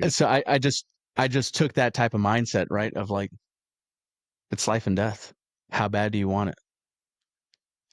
How bad do you want it? And I'm just I'm overly competitive, man. Like I'm counting, I'm counting how many guys are in front of me, and then I'm taking souls after I pass each dude. It's like, there you go. There's another one. Let's go. Let's go. You're not gonna outdo me. Let's go. Just keep pushing, push, push, push. Um, and then, foam roll. You see, I went ill prepared. I went ill prepared because if you don't have friends that have been through selection that give you some of this G2 of like, hey, pack this, take, man, it was just whatever was in the packing list, that was it. Next thing you know, I get there, and the big duffel bags, which are known as dead hooker bags, um, guys would pack those things out with everything, foam rollers, like all sorts of stuff. And I was like, I didn't know we could brag. I didn't even know they made duffel bags that big, you know, because Oh, the you're big not at ones brag. with the zipper down the The side. big zipper The big ones, zipper yeah, ones. I forgot about those. Guys were huge. going down to the store and And getting those guys, made. Yeah. yes, and then dudes just packed all this extra stuff where I had the packing list. Like I thought I was going through Ranger school again, right? Where if you miss one thing that's not on the packing list, like you're done. Yeah. That's it, right? So I just went straight to the T, nothing more, nothing less. It's black and white, right? Just do exactly what they say, and then follow whatever's on the TV screen downstairs. And that was, I mean, I I was a private both times I went, and so I was too. Even I knew you could bring other stuff my second time through, but I was like, no, no, no. I'm sticking to the packing list. Like I'm still too new in the army. I'm a year at the second time I went through in the army now, and it was only a few months the first time. I was like, no, no, no, no, no. I'm just gonna stick to what they told me to do, and I'm gonna pass with the packing list, and that's it. But and that comes with. I will tell you, Go ahead. those 18 X-rays, They have all man, the tricks. they've got it down. They've got it down. And so that's, I was an E6, so they looked up to me. Hey, he has a scroll. Oh, damn, like, or they found out, hey, he was in Ranger Regiment. Like this guy, he must know his shit, right? So kind of like whatever questions they had, I would answer on whatever. Um, but you could overhear them, like they're just like, oh, this should be happening next, and that, and it's like you got to take it with a grain of salt because you never know. They don't know. But they were they're in shape. The program that they go through, the SOPSI, um, they get in good shape. And I was fortunate enough to, as soon as I get selected, right, come through it, and it's like, all right, let's let's get on with this. All right, I get the thumbs up, sweet. Um, go back to my unit. 3 months later, I was at Fort Bragg, and I linked up with a lot of those 18 X-rays, and they were like, "How the hell did you get back so fast?" My unit was shutting down. They cased the guidons. They sent them back to Kansas, and that was it. So I was fortunate enough that I was able to leave that unit right away. Yeah, that's pretty fast. Clearing Yeah. post and travel and everything. So you went through selection as E6 coming from the conventional forces, right? Um, would you have had the same success being an E6 coming out of Ranger Regiment? Because I know some of the times the cadre, they're not the guys that come in from regiment. They just are not they'll make it through to the end, but they won't get selected because they can't get out of that Ranger mindset.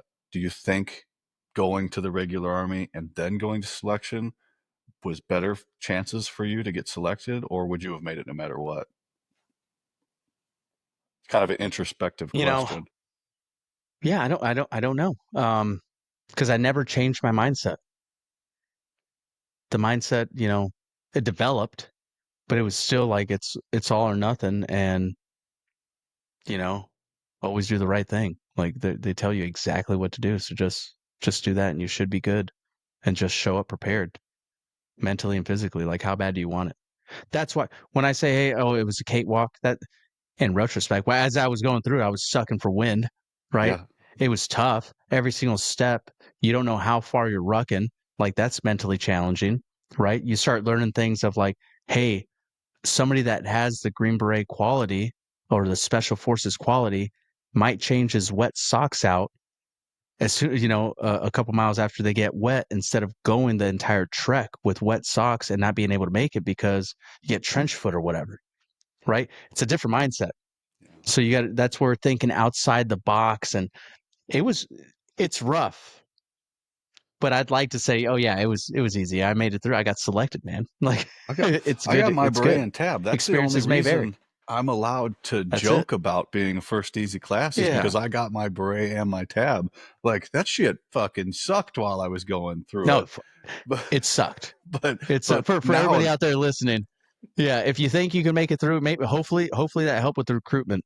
Yeah, it's a cakewalk. Put in your application, go try out, go do it, and then reach back out to let us know how you did. yeah, fuck yeah. And then the torpedoed my life several times and two divorces and all the other shit. And they don't tell you about that Right. on 2 Weeks in Hell, you know?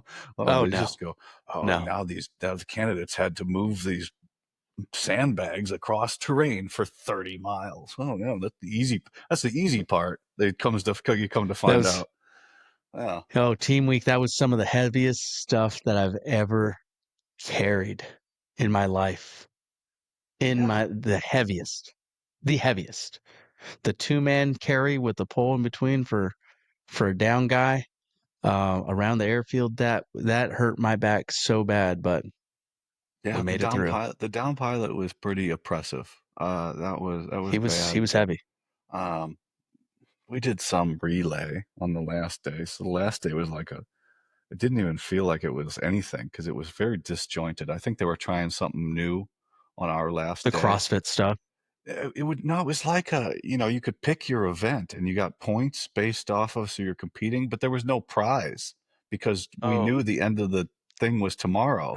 So we're like, what's the reward going to be? So, one team won by just low carrying a telephone pole for like 30 miles. I'm exaggerating there, but fucking all day yeah. for like 8 hours around the airfield. And that was Yeah. enough points to beat. It was very disjointed, but that's why I feel like they woke us up in the morning and we had to do the trek the next day, because when I had gone through the first time, I didn't make it. I was hurt before the end, but they didn't have to do the trek. There was no trek. And then when I went back 8 months later, we had to do it. And I was like, this fucking blows. This is payment for yesterday. God damn Oh, it. yeah. But Oh, yeah. whatever, man. I'll probably never do it again, as I say. So you're a Bravo, Charlie, Delta, Echo, Echo. Echo. All right, fuck. So Yeah. obviously all those skills are you use every day now, right? Yeah, some. No, so none Some, of it's them. good networking. Technologies. Networking the computer to the printer. Yeah, unplug That's it and about plug it. it back in. Or for the technical That's people it. that didn't see ABCs. the before we started recording, is we spent 15 minutes trying to troubleshoot getting the sound to work. So I always That's think it's right. funny. Two green berets are like, "Oh fuck, what if I push this button? What if I push this button? No, it's not That's working. right. Oh, let's just start over. Okay, let's start over." That's right. Was there any point in the course where you thought maybe I'm not going to pass, or was it just all gas all the way? I've got this. All gas all the way. There's some pipe hitters around me that pushed me to do better, which was good. It was good, and all the X-rays that were around were just willing to learn. Man, they were just sponges. So that was all of that was great. Um, Cadre experiences, that shit'll vary, right? Some good, some terrible. Um, Overall, yeah, it was. I was like, I have it. We're here now. Um, just got to make it through. Like SUT for me, it's like, dude, you have a Ranger tab, you're an E6 from Ranger Regiment. Square away these dudes, and you'll be fine. That was it. So it was just imparting my knowledge, burning the candle, the midnight candle, and just making sure everybody else around me was good. So it was enjoyable. It was enjoyable. Some of it sucked, obviously, right? But it was good. I just had to help everybody around me push them, and then it'd be all right. Like I caught on to the 18, like the echo, the technical side of things pretty quickly. Um, did really well on all the tests, all the written exams before doing the hands-on. So it wasn't bad. Max gain was terrible. We Everything was Same iced over. here. Yeah. Everything was iced over. 550 cord on the tree. You pull it back down. It's iced up. Batteries and laptops were going the blue screen of death. You had to sleep with the batteries, charge them inside, and by sleep I mean just cuddle with them while you're waiting to do your shot. Um, it was rough. It was rough. It was really really cold and Yeah. really really heavy rucks. Yeah, you guys, Really heavy I rucks. remember you guys, the Echoes, because everybody gets separated and then everybody gets reunited for Robin Sage, right? And Yeah. we were loading up the rucks for Robin Sage, and the one Echo's like, "Oh, only 135 pounds? Yeah, fuck yeah!" I was like, Yeah. "What?" He's like, "How much were they at Yeah. max gain?" He goes, like 180. 150, 150, 60, 70. I was like, "What? How did you even fit that much shit in there?" He goes, "Oh, the batteries, man. They're just Ratchet rucksacks full of straps. batteries." Right? Yeah, right. Yeah, no, no, yeah, I'm serious. Like you'd have your go bag, like your backpack on top, and then you go get some seal bags, right? The waterproof seal bags, tighten those up, clip them on, and then get some ratchet straps, put them around your ruck. Um, Obviously try to set them up higher so they're Yeah. above your head, right? The ruck's like way up here with all the stuff, and have somebody help you, two guys to pull you up, get you on your feet, and then start walking. There's an endpoint, they give you an endpoint. So That's set up, do your shots, and continue mission. back to SUT. That's just like another thing that I ponder is like, were you called upon to step up multiple times while you're there to kind of lead the guys and show what you were capable of doing? Yes. Yeah. Yeah. Just even from setting up the patrol base when we all went out back, some guys didn't know, all the G2, right? Oh, we're just going there and we're going to come right back for dinner or something like that. We'll have MREs. And it's like, no, we're spending 3 days out there. Nobody knew. And it's just like, hey, you know, Dell, get over here. You're going to be doing the patrol base activities by the numbers. You got it? Yep. Roger that. Okay. And it's like, all right, this is how we're lining up. This is how we're walking. This is who's going first, right? These are how you set up the triangle. The apex is like, so just doing that over and over during nighttime. And then in the bay, just going over like, how do you give your brief? How do you give the op order? What's important? What type of contingency plan should you be planning for? What are some things that you need to consider? And then actions on the objective. Hey, if we get hit this way, how are you going to respond? How are you doing that? And just doing walkthroughs with everybody, um, especially those that wanted to. And there's always more than a few guys that were like, "Yeah, man, I'll take the extra reps. I'll take the extra reps." So just going through that. So it was. I mean, in a sense, it's kind of tough, right? Because you don't know that you're good, right? I didn't know that I was good. I didn't know like, hey, check mark SUT, you're going to be complete. It's like, no, I still have to go through and do it myself Yeah, live, you got right? it. I'm still Yeah. going to get a leadership position. I got to go out there. And guess what? Just like I've been through Ranger school, I know that you dudes are going to be tired. So don't get upset when I have to snatch your ass up, drag you and drop you like we're bounding so that I get my go because you're just dead tired, right? Um, Not doing it in a bad way. It's just I got to get my go as bad as you want to get your go. And the only way we're doing it is if I get it for you and you get it for me, right? You don't get your own go. Everybody around you gets your go. See, And that's when people put forth that effort. They put forth that effort. If they respect you, if they respect you, then they'll follow you and they're going to get you your go. You don't get it yourself. So that's kind of one of those things where it's like you don't know what type of state, how much energy are the guys around you going to have when it's when your go is on the line. see, it even fascinates me more and goes back to my me thinking about my experience, right, is I got I didn't have a leadership position first night. It was right towards the beginning. I think it was like the second night. So we're already in the field. Cadre comes over. Okay, Ward, you're Bravo team leader. So and so's Alpha team leader, and you're squad leader, right?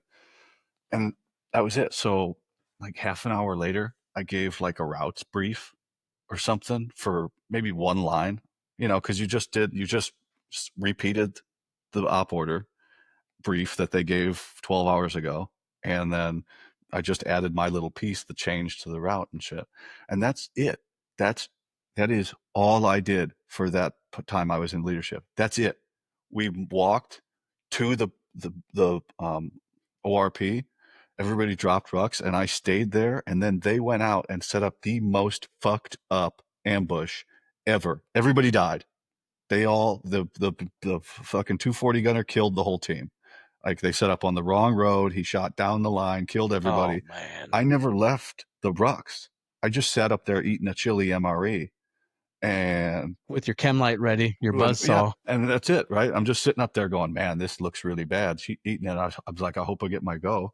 And they come back. The cadre's like, what the fuck? And he goes, do you guys even know where we are? And then he looks at me and I just pick up a piece of pine straw and I go, well, we're here, but we were supposed to set up over here.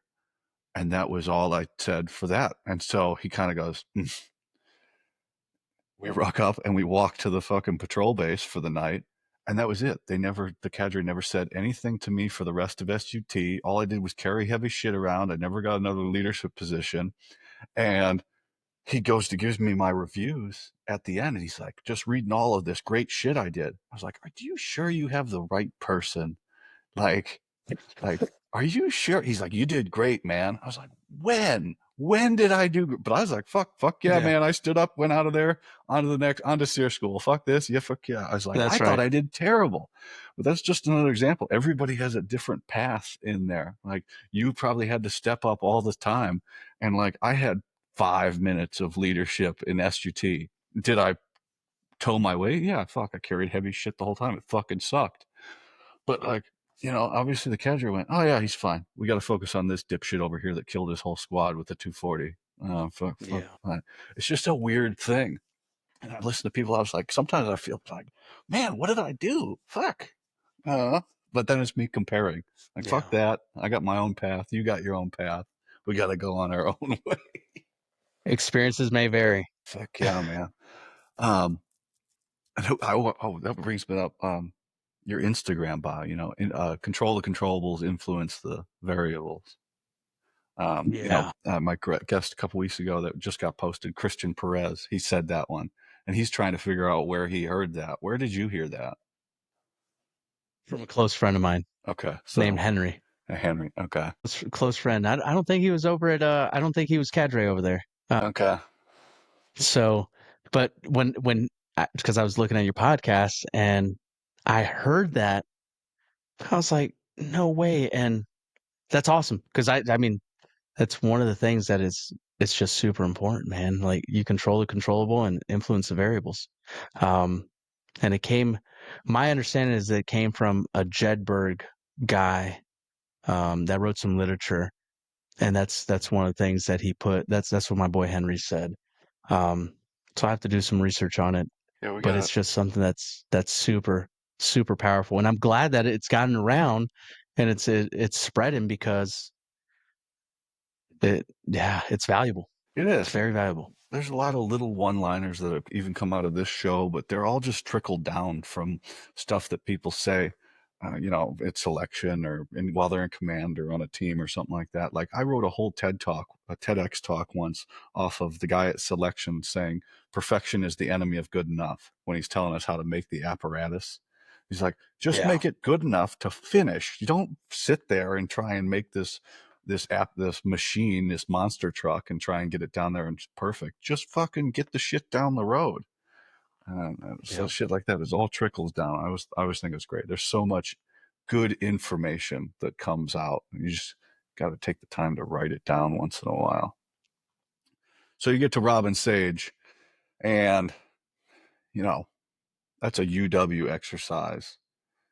It loosely. is. Now, does SF do that? Absolutely, we do.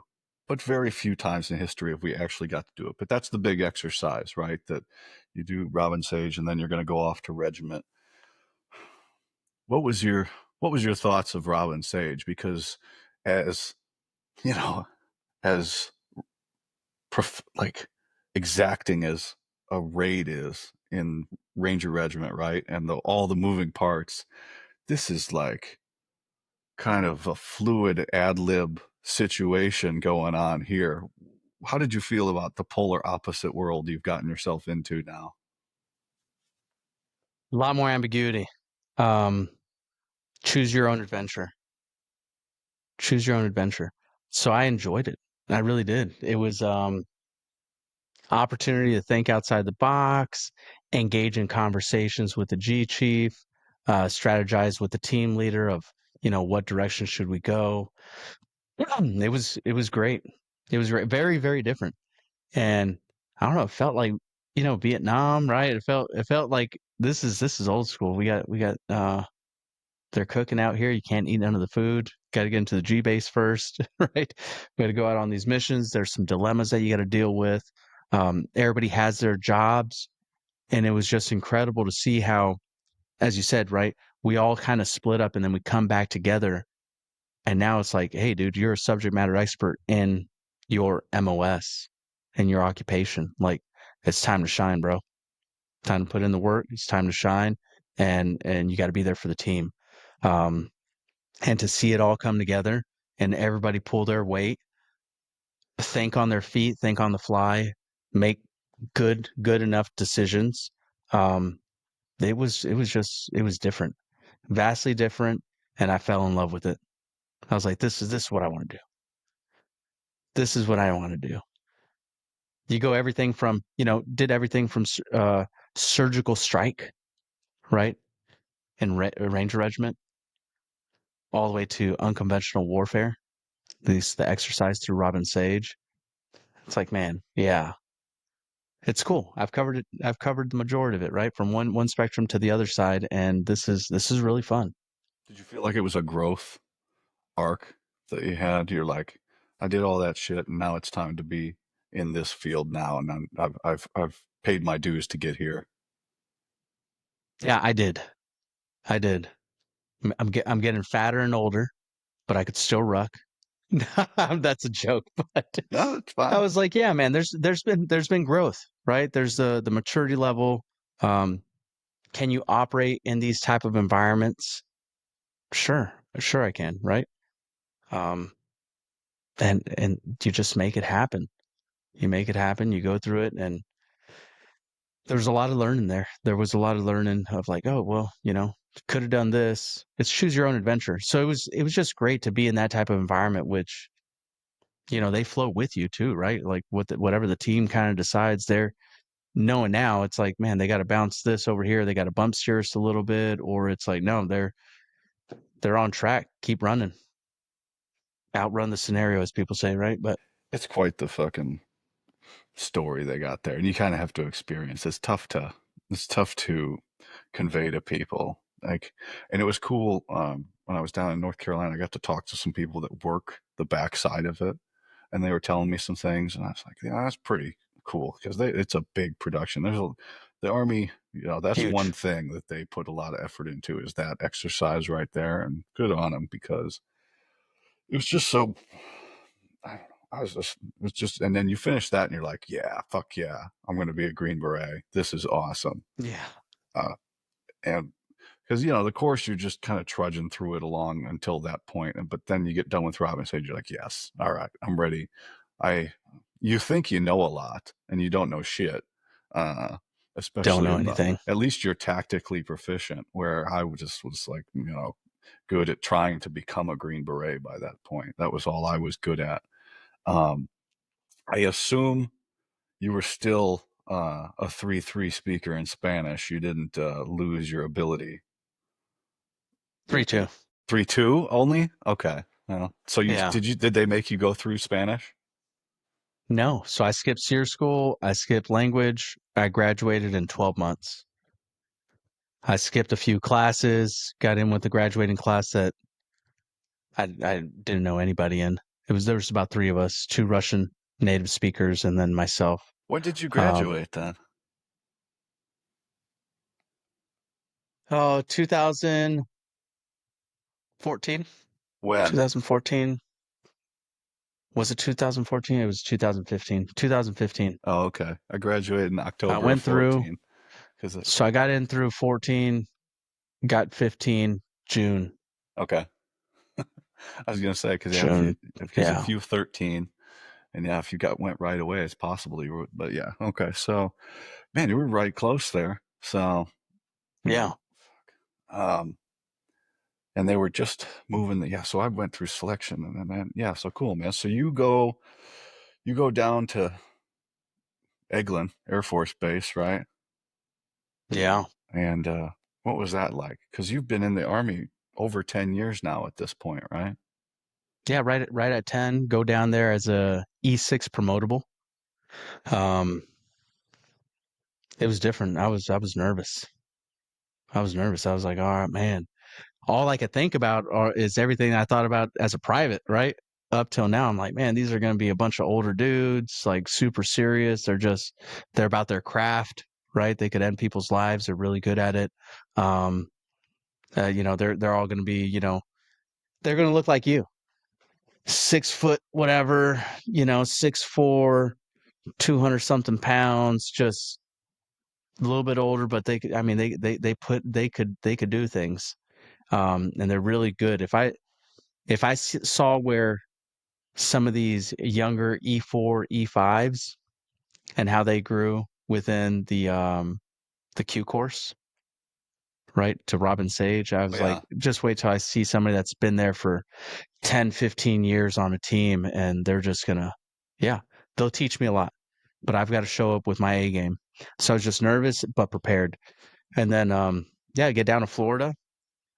Got a little bit of time before checking in, go check out the beach. I'm like, man, this is paradise. This is beautiful. This is an army base. It's an Air Force base, but we got our own compound. So that's neat. Go check in, get assigned to Charlie Company, 7236. And it was in second battalion. It was awesome. It was awesome. Yeah, show up. It was nothing like what I expected. How So so? I was like, all right, this is gonna be okay.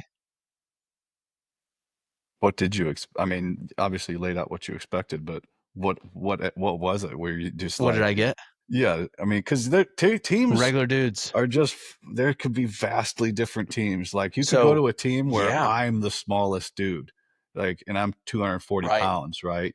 And you could go to a team that's like all we do is run and jump out of halo. All we do is halo and run. That's all we do. Or so, you could go to just Yeah. or the team sergeant's a nerd, so all you do is ASO stuff. So there's a vast variety of different teams, and Bingo. whatever the team Bingo. sergeant That's what wants I his did. team to be. So that's what you did. Yeah. So I go right to a six team doing ASO. Fucking Get nerd. assigned the rat mission. I go straight. Yeah. Yeah. I'm telling you, from strategical strike all the way to unconventional warfare and the ASO realm and all that. And dude, I fell in love with it. It was easy. It was easy. I was like, I still physically fit, still crushing PT, still doing my thing, but now it's super lax. It's, hey, work call 09. What? What? Not 5:30. What? Everybody's hanging out in PTs all day. What? Dude, like duty uniform. So it was just so the culture was different, right? But it was big boy rules. So the big boy rules did apply. It's like, hey, if there's a PT test, like, yeah, you're gonna get graded, bro. We got to make sure that you're still good, right? If we're gonna go do training, like, and that's really it took all the way until we went to go do some green skills that I kind of broke out of the new guy mentality, right?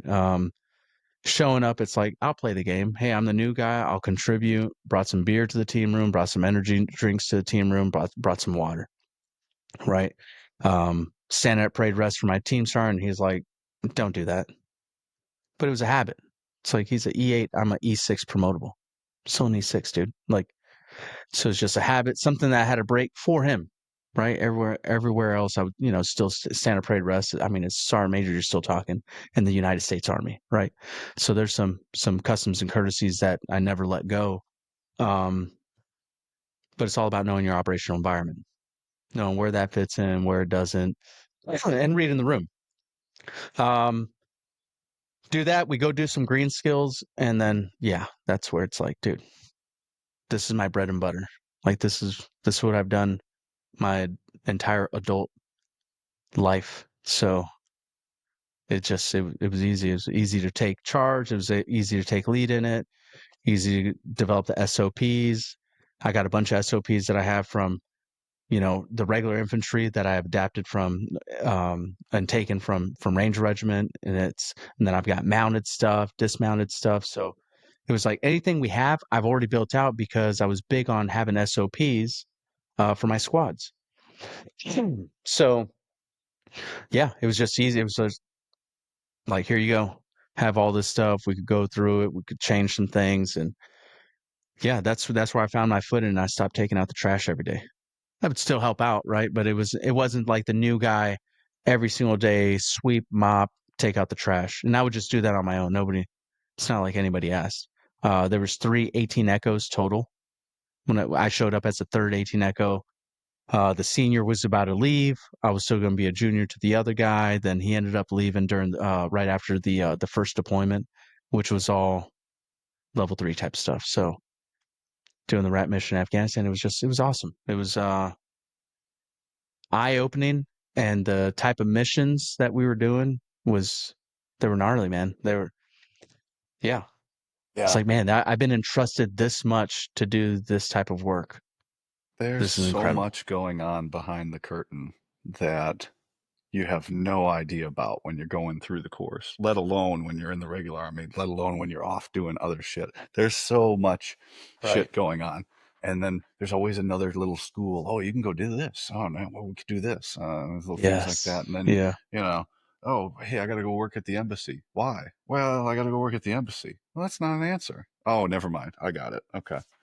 Um, Got it. Yeah. so things like that. So yeah, there's so much, and I tell people there's so many other things to do other than like be a Green Beret or like a ranger or civil affairs. There's all kinds of shit out there. You Yeah. just gotta you just gotta dig for it. You gotta get into the military and then you gotta dig for it. And there's all kinds of shit out there that you can do. You don't have to do what I do, or you don't have to do what this guy does. There's other things to do that'll probably be just as interesting for you if you want to get yourself into it. But Absolutely. team life's pretty addictive. You probably fell right into that pretty quickly. Easily. Yeah. Yeah. Because if you liked It Ranger was awesome. I Regiment, mean, you're with the boys, and yeah, it's just your team. 12 dudes, right? And you have to make everything happen. Everybody has to pull their own weight, and they're helping out. Um, Nobody's leaving without going down each section and seeing like, hey, are you good? Do you need help? No, you got it. All right, cool. Or hey, here's a helping hand. Hey, you got to do a layout. You got to do this. Whatever it is, it's like everybody's there. The cross training's really real, right? Whether it's a Delta giving a class, Charlie giving some demo classes because we're going to go do, our range, Bravo going over some new type of equipment or scope, right? Echo's giving the radio, like just everybody. It was, I enjoyed it. I really, really did enjoy it. And then in the line of work that I was doing, I enjoyed it so much that I ended up going to 4th Battalion. Um, 4th Battalion, getting, all the schools that you're mentioning, right? Getting schooled out, becoming a Jedburgh, getting promoted after I went to the 18 Fox course, which was awesome. Get promoted the day of graduation. My name comes out on the list. So that was neat. So a one day 18 Fox, take over a team once I got back from the course. And yeah, that was fun. That was fun. That's where all the embassy work down in Central South America happened, and it was neat. It fun was man. it was neat, different, very very different. The but going back, like the culture on the team, as we said earlier, is like there's a lot of drinking. How are you dealing with that at this point in your career with what you had been dealing with previously? So teams aren't really. I mean, he would drink a little bit, not too much. So the team room wasn't really the place to drink. So it's just back at the house. Yeah. Did you have it Back under at the house. control That the by this environment. time or no? I mean, it was under control to an extent. Not on the weekends. Hmm. Never. No. Not on the weekends, and then yeah. So it's, I was. I knew when to. No, I didn't even know when to drink. It was just like, after work, have a few beers, get to the house, invite the next door neighbor or friends over, have a few beers. That's it, right? It depends. It depends. Like towards the very end of my career, where I'm the team sergeant, the beer light was always on. I started going. I was overstressed, overworked. It was just too much. Needed to take a knee. Didn't have it in me to raise my hand and ask for help. Like I'm tracking on, going over to group and taking over the first arm position. Application went through, being a freaking rock star, 1 to 12, like just doing all the right things, right? Every single school that I went to, like, SLC, ALC, MLC, distinguished honor grad, or honor grad, or definitely made commandant's list across the board. So I was crushing it. Work wise, crushed it. At home, I was failing, right? And then my like my place where I could just escape was alcohol, drinking. So I'm a team sergeant in my team room. Like yeah, beer light's always on. You want to go on a run, and that's the thing I did. Always maintain my physical fitness. So I go on a 10-mile run. See everybody coming into work at 9 o'clock. I'm 8:50. I'm taking a shower with a beer in my hand, right? Going to the 09 meetings, I grew enough, big enough balls that I started taking beer in there, and it's like, oh, let me hide this real quick. My bad, you know. And those were all subtle ways of like, I'm fucked up, guys, and I don't give a fuck. I probably do need help, but it was everybody stressed out, I mentioned it, and I have very close conversations with a close friend of mine of like, dude, I'm stressed. And he's like, nah, I get it. We're all stressed, bro. It's, we got a trip coming up. We got to do all this paper. We got to do all these things, get quals. It was just all, we got to get the validations done. Um, so everybody's stressed. So it's just like, fuck it, suck it up. Okay. I'm just going to keep drinking. I'll drink till 9 o'clock at night, 10 o'clock at night, go home, get the meal out of the microwave, nuke it real quick, eat it, shower, go to sleep, and then wake up again at 05 and then go get after it again. Do some PT, go on a long ass run, have a beer in the morning. Then it's energy drinks after that, right? And then it's like, all right, it's nighttime. Everybody come to the come to Dell's team room, right? Always got a 30 rack in there. There's some bottles in there, but I really don't do the liquor unless I'm at the house. Um, and then we drink until, 10, 11 o'clock trying to solve the world's problems. Yeah. Great conversations, right? But just completely ignoring life, family. Just so I guess my happy place was army shit. So while I was at work doing stuff, it was like I'm earning these accolades. I'm the attaboys. Like we got the mission that we wanted. We're prepping. We're doing all the right stuff. Calendar set. Like the briefs are good to go. Memorize all this shit that I've got to brief the commander on, right, or the BC. And it's like, yeah, man, that's all easy. But I don't want to deal with reality. I want to stay in this la fantasy land, right, where it's like this all this stuff's easy to me. It's all fake. The mission, yeah, plan for it, do everything that we got to do. All right, until it actually happens, it's not real, right? So I'll do all that stuff, but then the reality of like having to go home, have conversations with my wife, look at my two kids in the face, and it's like, dude, I'm a mess. Yeah. I don't have it together.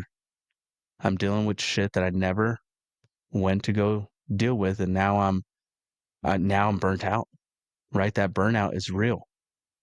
It just took about 15 years for it to hit me. Showing up with your A game every single day for 15 fucking years will burn your ass out. And then having speed bumps along the way where you get, pushed back 20 steps, and then you got to climb your way back up to the top to be a go-getter, the fire and forget soldier. Like it's rough. And to have that on your record, right, of something that you got to talk your way through of like, oh yeah, fuck, I was getting, you know, I got RFS or this happened or that happened or whatever, you know, but I'm not a shitbag. Trust me, we go to the field right now. So when it came to army stuff, I was great at. It was just the off time, the Yeah. off time. Yeah. I'm just now thinking back, like you're saying, the army life was easy. And it's when you left the team room or left base and went home that was hard. And I've said a few times, like, I don't know how, but I always would just rise to the occasion when something came up, like C or SUT or the Q course or anything, right? And if even I did even better if we had to stay overnight and it was just kept going. It didn't end. It just was that was it. And maybe that's it because when I came to these phases, oh this is it. This is easy. And I would just become the soldier that needed to be in that time. And that's where I wanted to be. Yeah. And I would just because I just think even now, like I'm just a regular kid from a farm in Illinois, right? And I don't even looking back on some of these things, it did extraordinary things, stuff people dream about. But even looking back, I'm like, how the fuck did I do that? And it was, and it's just because of that, right? That was it. That was the goal to do that thing and to do it and accomplish it. And I felt like home in it. Is that how you felt whenever you were in the uniform and just I can do this. I can do this better than anybody else. And then, Yeah. yeah. Absolutely. Well, Yeah. There's no one better. There's no one better. and when it's It's like your a identity. prolonged thing, It's your identity. It's everything. It's your life. yeah, It's all I've had since I was 17. It's all I've had, which then, you know, which we'll get to, but which makes transition very, very difficult. That's all you are, you know. That's it. That's all you know. That's what you're you're really, really good at it. Green Berets are really, really good at doing Green Beret shit. yeah, They could rise to the occasion, any occasion. You put them in whatever environment, they're gonna make it happen. They're gonna make it happen. It's when you every leave time. that it then becomes, yeah, difficult. Yeah, it is. It really is. Um, and especially going the medical retirement route of like that. It's like I don't, I don't want to get out. And now, like thinking about, well, maybe I should have made this decision or maybe I should have made that decision. Well, you got to put that in the past. That's over. There's no going back, no take backs unless we start getting nuked by the Russians or something like that. There, I'm not going back. Right. And even if I do go back, we are fucked if they make it to my last name's a W and medically retired. If they get to me on the list, things are really bad. That's what I tell people. Yeah. Like, well, I'm really far down on the precedent list here, folks.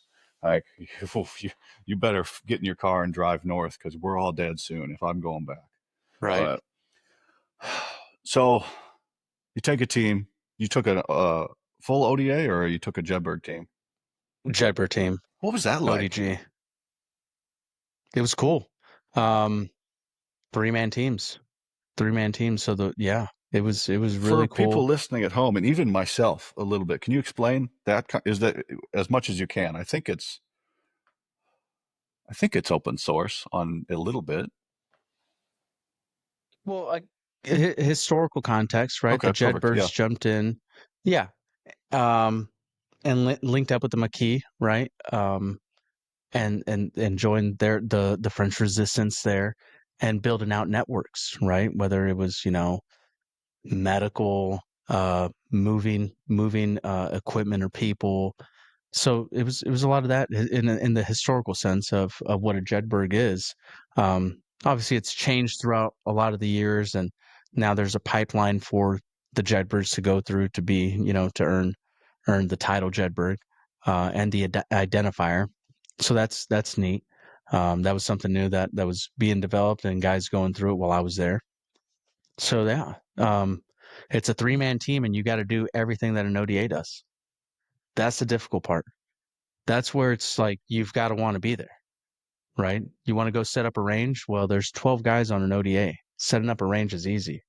Getting all the range gear is easy, right? Having the POI, it's like you have this guy's checking it, you're doing that, right? On a Jedbird team, whether it's going to a range or setting up a con op or a tracon training concept to go out and conduct, whether it's locally or at a state where you're paying for stuff, like you have three guys. Those three dudes are doing everything. They're doing all the paperwork. They're doing the risk assessments. They're locking down ranges. They're doing the ammo draws, ammo requests. They're doing it all. They're getting the vehicles. They're driving out there. They're conducting the training. So what you rely on is that teamwork within the company, and you go down the line on, who, your sister ODG, right, Jedbird team, or your cohort, and then all three teams go out and do something together because they'll all be deploying together at the same time frame to different locations throughout Central and South America for seventh group specifically, right, and the Carib. So it's like, all right, well, I got to work with these guys, but their schedule doesn't line up with us. They got one guy at a school, so now it's only two guys back here. All the same administrative requirements that are, you know, required for an ODA is required for an ODG. Less people to track, less NCOERs, OERs to do, but it's all the same stuff. When it comes to training, it's you can't skip and just be like, hey, Jedbird team, oh, we got the range for you. We'll lock everything down. Got the ammo. Like, no. So it was tough in that sense. Um, it was really rewarding getting to deploy as a Jedburgh, um, working in and out of the embassy, getting to speak at people at higher echelons, ambassadors, and help out on some of the projects or missions that they had going on was just incredible, incredible. That was I'm just grateful to have been a part of that line of work in that organization. That's really cool, man. Getting to do anything of like that, of where you just go, man, I can't believe I get paid to do this shit. Did you have that feeling Yeah. when you're over there? Oh yeah. Oh yeah. Oh yeah. Yeah. I think I did a good job tap dancing all around that. But yeah, You're it's fine.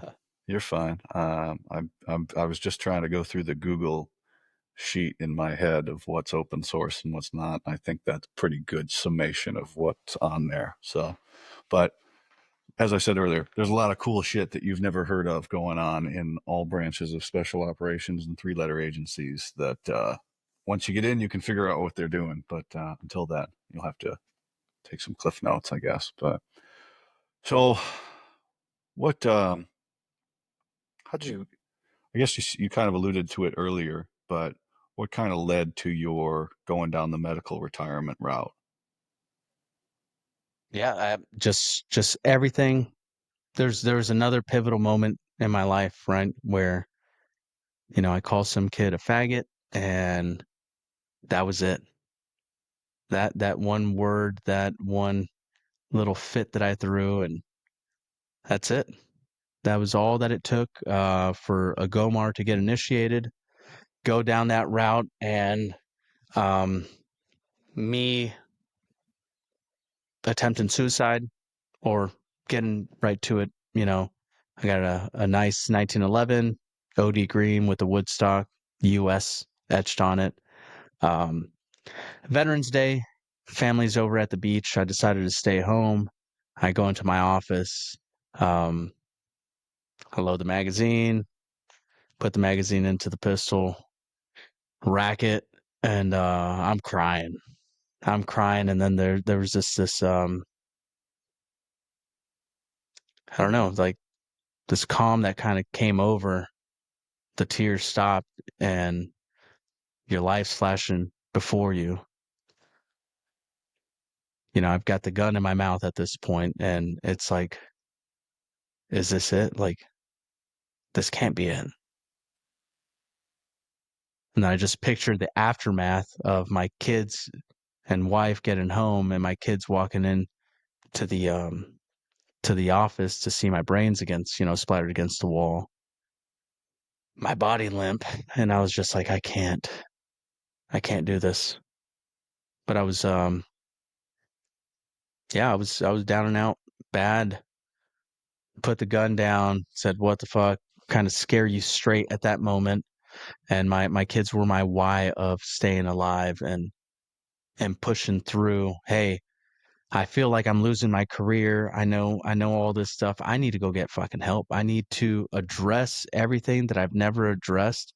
And I should have addressed it back when I had, I was being a raging alcoholic before I even got in trouble the time that the cops got called on me in Ranger Regiment, right?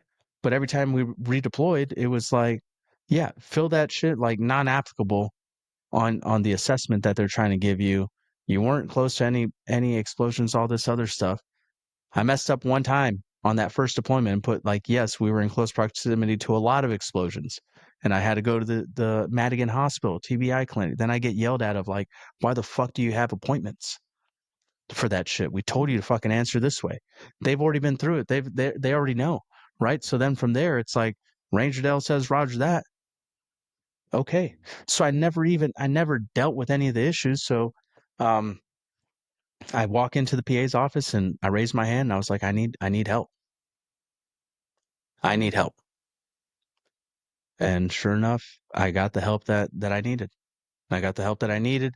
Ended up going to the STAR core or the STAR program up in Richmond, Virginia, the Service Member Transition and Advanced Rehabilitation Program. They do the head to toe assessment, annotate everything in your file. They review your file. You're getting all the scans, all the blood draws that are required or needed to see if what's wrong. X-rays and yeah, I was like, fuck, man. And then dealing with PTSD, TBI issues that I had, and so that's what led to the med board. So I'm medically retired, 10 months out. I was like, all right, like scared straight, want to stay alive, right? But now it's kind of like, okay, what's my purpose? I'm losing my purpose. I will no longer be the Ranger Green Beret that everybody knows. I'm just going to be Warsaw. What does Warsaw do? What's he going to get into? Right. And so it was like a kind of a scramble factor that was involved there. And I opened up a brick and mortar store with my close friend, next door neighbor, there in Crestview, Florida. That was an airsoft store. That was the G-based tactical that you mentioned. Um, yeah, there was a lot. Lost two friends in Afghanistan. Um, had fortunate enough to and very honored to be their pallbearers. It was just rough, seeing the open casket as the pallbearer crew, and then they closed it for everybody else, and it was just rough. Not a good time in my life. Um, Everything. I mean, that just added to it. That was just another added thing in my life where it was just like, what's the point? What's the point? Yeah, I feel you. Especially on the concussions and the drinking part. That I believe is I don't know if it's a hidden epidemic, but it's definitely one we don't talk about. It's like getting knocked around the head and then just treating that with drinking. And then the symptoms kind of get all fuzzy and they kind of go away, but you're still fucked up. Injury's still there. And then you go to the range, fire your weapon, and you got these little concussions going on, or you set off a door charge, throw flashbang grenades, all kinds of little shit, and just keep getting, and you're not healed up, but then you're still drinking some more, and it's all just this cycle feeding off of one another, making it worse. Um, I think it's a contributing factor to a definitely the rise in suicides, but all of the bad things, a lot of the bad things that are happening to our community in special operations. I don't know if you agree with that. I do. I do. There's got to be a correlation there. It seems like there's more research being done on it now, and a lot more guys are talking about it. Um, because since being out, I've seen sergeant close friends, sergeant majors that are. It's like, fuck, man. I know they've been deployed. They were in C-37 with the CIF, right, or the CRIF, and they're they've chased in more bangers than anybody could count. The amount of Carl G's that dudes have shot, the V bids that have gone off, um, just everything, all the all the halo jumps or airborne operations, landing on the tarmac, slapping your head, falling off ladders, getting concussed, right? Combatives training, just everything that we just brush it off, but you could see it. And for me, like the silver lining was like, well, one, it's I'm alive, I've got my family, still married to the same girlfriend I had since high school.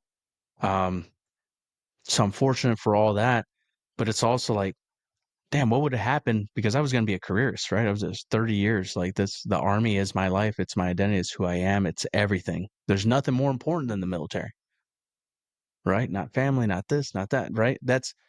But it's like, holy, if I only knew, right? Because if I would have continued on that path, doing the same thing, trying to be a freaking pipe hitter, getting after it, yeah, I would probably look a lot like some of the sergeant majors coming out that have had 30-year careers, and they've been concussed more times than they could count. They can remember, um, which leads to alcohol, other substance abuse, and then and I share it a lot, right? I share. It's important to be uncomfortably vulnerable and share some of the things that we've been through. Like, hey, I've almost committed suicide, and you'd be surprised. It's really, and you probably hear it. You have a podcast, you have a lot of close friends. It's during the one-on-one conversations that a lot of guys then say, "Fuck, man, me too, me too." I was like, "Well, shit, man, I'm here to listen, man." And what happened? I mean, and then they want to share it because it's something that we're embarrassed of. But it's like, thank God I'm not all alone. They Thank definitely God I'm are. not all alone. I thought everybody was going to just call me a fucking pussy and a quitter, but I'm not all alone. And this is another Green Beret telling me this, right? This is a Green Beret from, you know, 3 generations back saying this, right? They served in different decades, dealt with similar things but different, and they're going through it. That led them to like this decision, this crossroad of, do I end it here or continue mission? Right? Fortunately, they're still around. I'm still around. We're able to have these conversations, and it's like, fuck, man. Well, I'm glad I'm not all alone. What have you done to get better? How did you have to shift your mindset so that you didn't continue down that path? What changed? I don't drink anymore at all. We're going 50, on 4 years sober. 55 weeks sober, something like that. 4 years for It's you. awesome. Yeah. Next month It's or it's like a June, 2 months. it's like a Yeah. weird thing to think Yeah. about, right? Like I'm not drinking. I feel great. Gym's going great. I feel I mean, unbelievably healthy. Um, Eating correctly and all this, but you know, that was fun. But then you think, but I pushed the fun too hard. I was like Green Beret fun. Let's have all the fun. Let's have all Yeah. the beers. Let's finish all that bottle That's of right. vodka and be the best at drinking as well.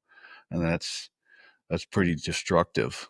And It is. from interviewing guys on here and everything, maybe the guys didn't, you know, try to shoot themselves, but they were going to try and drink themselves to death. They were going to try and do that because they didn't have the heart to shoot themselves, but they're like passive suicide, which is God, it's almost like murder for your friends, for your personal relationships as well.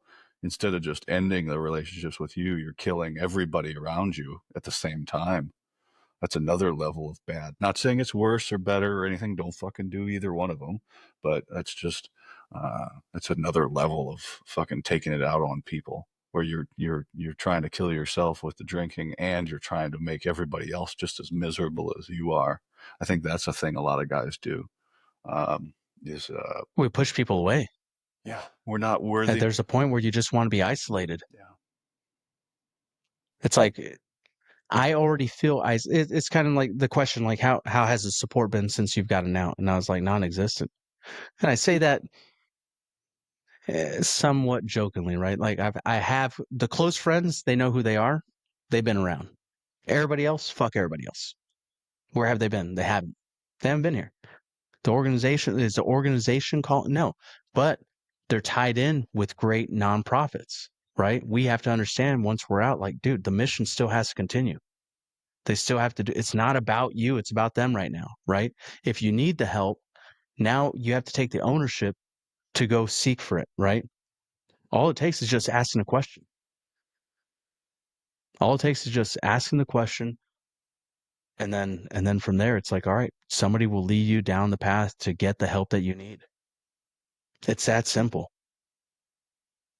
What I'm trying to do with this and the show and stuff, and it's like I've been developing this. I think any of the soft influencers, right? They have, because they're putting themselves out in front of everybody and using their background to catapult themselves and as their resume basically for what they're trying to do, whether it's coaching or just being in the limelight or anything like that. I believe there's some responsibility. I'm a little fish. I'm like this big.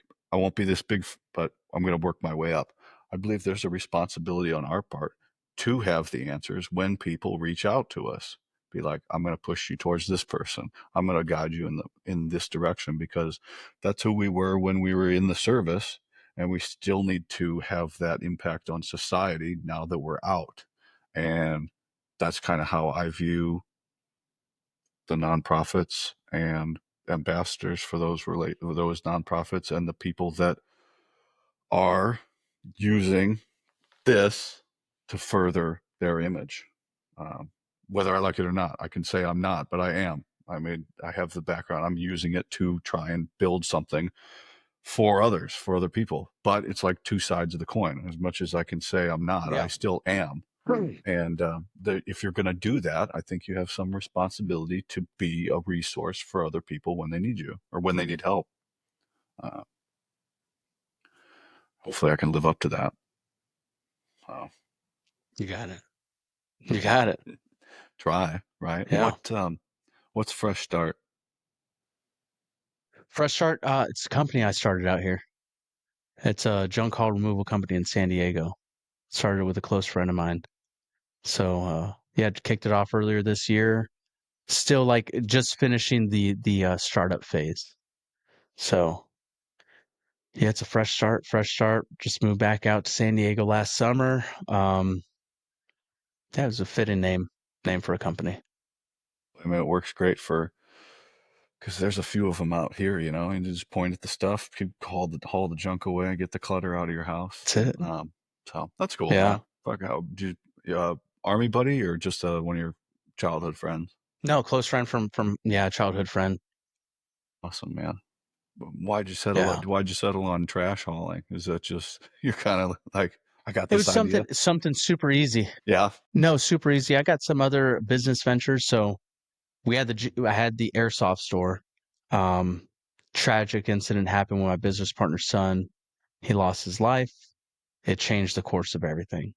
Um, I went contracting, started up an LLC, G-based solutions, and do the contracting work out at JRTC and NTC, supporting, impacting, and giving back the knowledge that I've gained through my military service to the next generation of warfighters. Right. So it's all supporting the regiment as they go through NTC and JRTC. Um, so it's pretty cool. So do that, and that's kind of on the side, right? That comes and goes, and then I have a barcade that's going to be opening up in Fayetteville, North Carolina, with a close friend. So an arcade bar called the Hive. Um, that should be pretty cool. That's about done. We got a couple more inspections, and it's right off Ramsey Street. So that'll.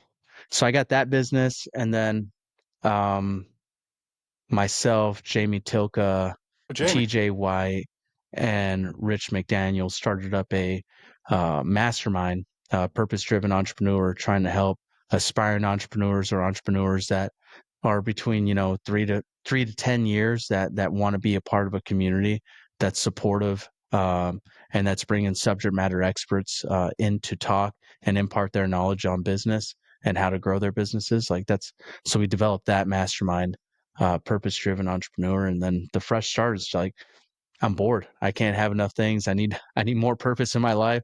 I got to stack the plate because I'm just used to doing a million different things. So I got that on top of continuing my civilian education. Now working towards a bachelor's degree right now in business systems administration and collecting that VRNE money. So it's Yeah, not man. it's not bad. Oh, it seems like you've at least got a path going forward to stay busy. But the same thing with Jamie. I had him on an episode 8, and I was like, man, you got a lot going on. Did you ever find out you're doing a little too much and it's trying to stress you out a little too much? But that was one thing that came out of his talk was be cognizant of all of the stress you're putting on yourself to try and satisfy that need because it quickly can overwhelm you. I think what was his thing? Declutter. He was trying to declutter for this year. Declutter. Yeah, he showed his T-shirt. Yeah. Declutter. Yeah, the good thing. Yeah. So outside of like going and doing the contracts, for JRTC and NTC, that's the only thing I do solo. Like I'm always partnering with somebody or a group of dudes to do things, which helps out, right? Um, as Jamie would say, you want 10% of a watermelon or 100% of a grape. So there's enough to go around, man. There's enough to go around, and why not build awesome shit with good dudes? So it's kind of my approach to it, and get the family time in.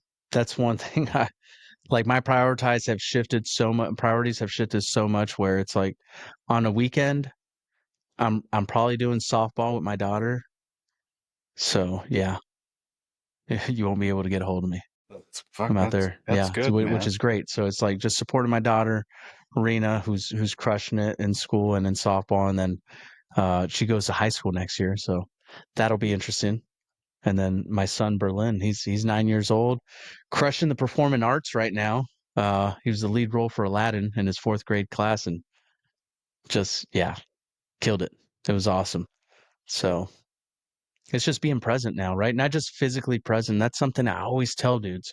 Like every for years on end, I would always complain, with the military. There was a year where I was gone for 10 months. And those 2 months home were scattered like a couple days here, a week here, a weekend here. It was just scattered throughout the year. I didn't see the family at all.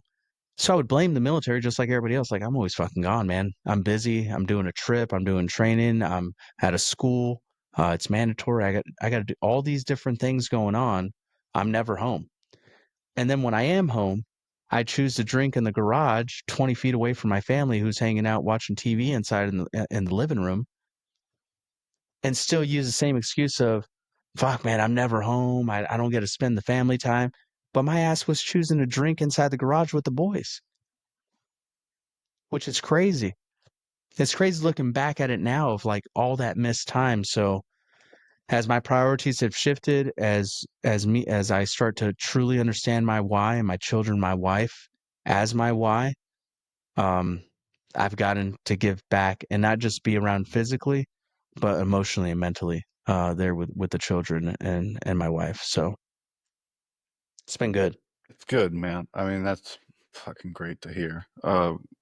Especially considering how it could have gone. And yeah, Yeah, I just think of I don't even want to talk about it today. Sometimes I do, sometimes I don't, but not today. But that's good. I'm very happy for you, man. That makes me very happy, and you don't know me or anything, but I'm proud of you. Good for you, man. That I that appreciate it, makes Nick. me happy. Thank you. I uh, I got 5 questions I ask everybody. If you got a second, Yeah, absolutely. what's your response to thank you for your service? It's uh, it's the one that a lot of guys used that have been on your show, and it's thank you for your support. I like yours though. and I might have to start stealing it. It was my honor. It was an honor. It really was, right? I mean, even the farther I'm out, I Yeah. would be just. I just got the call last week that. So last year I spoke at the longest running Memorial Day parade in Wisconsin, over here in Rochester, very small town. And they had me speak last year at the parade as the like keynote speaker or whatever. I was the only speaker, but Awesome. they just called me last week Own and, it. and invited me back, right? And that, what an honor, like to do it and then to call back. So this year I'm going to wear my uniform, uh, and I just was thinking more about it. It's like, yep, if you guys are gonna have the faith in me to give me the honor of coming back because I did a good job, I'll uh, I'll put my uniform on, even though it didn't turn out how I wanted it to with all my stuff on there. But Yeah, yeah. I'll put it on. So it really was an honor to serve, to wear the uniform. Awesome. All right, man. Yeah. What is the one characteristic that sets operators apart from the conventional forces? Man, I would have to say adaptability. Adaptability, because we operate in an ambiguous environment. We operate in the gray. We operate in combat zones in areas where there's zero combat, right? And we have to be, we're just always we're adaptable human beings.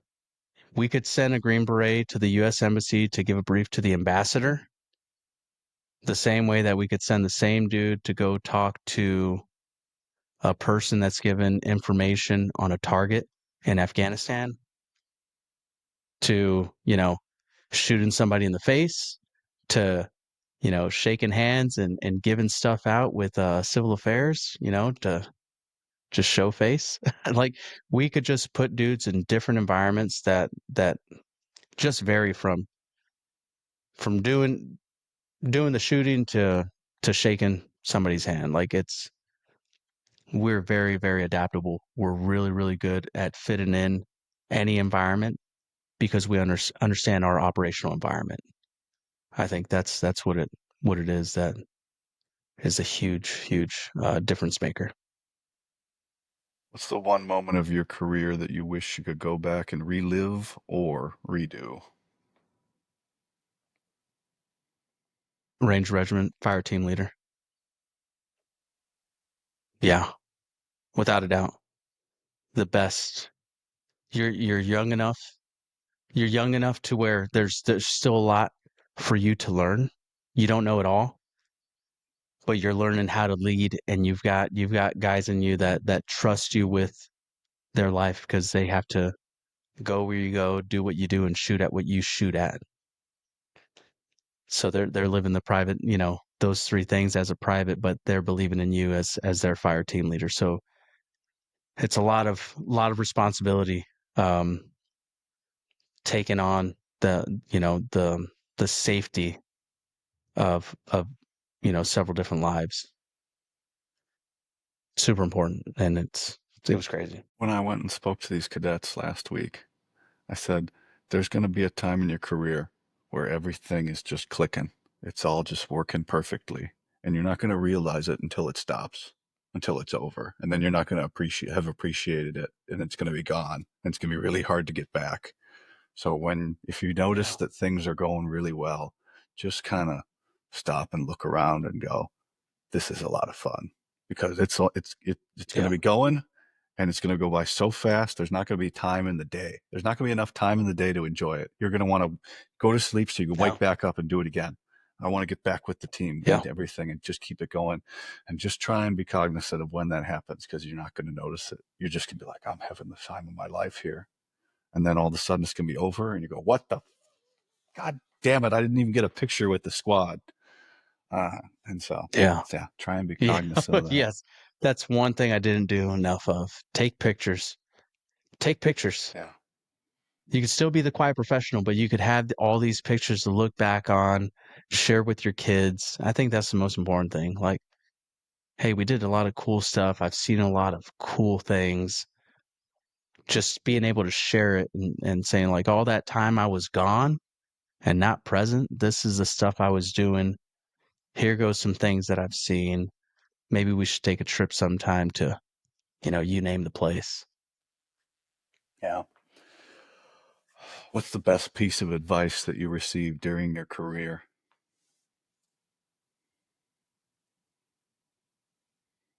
There's several.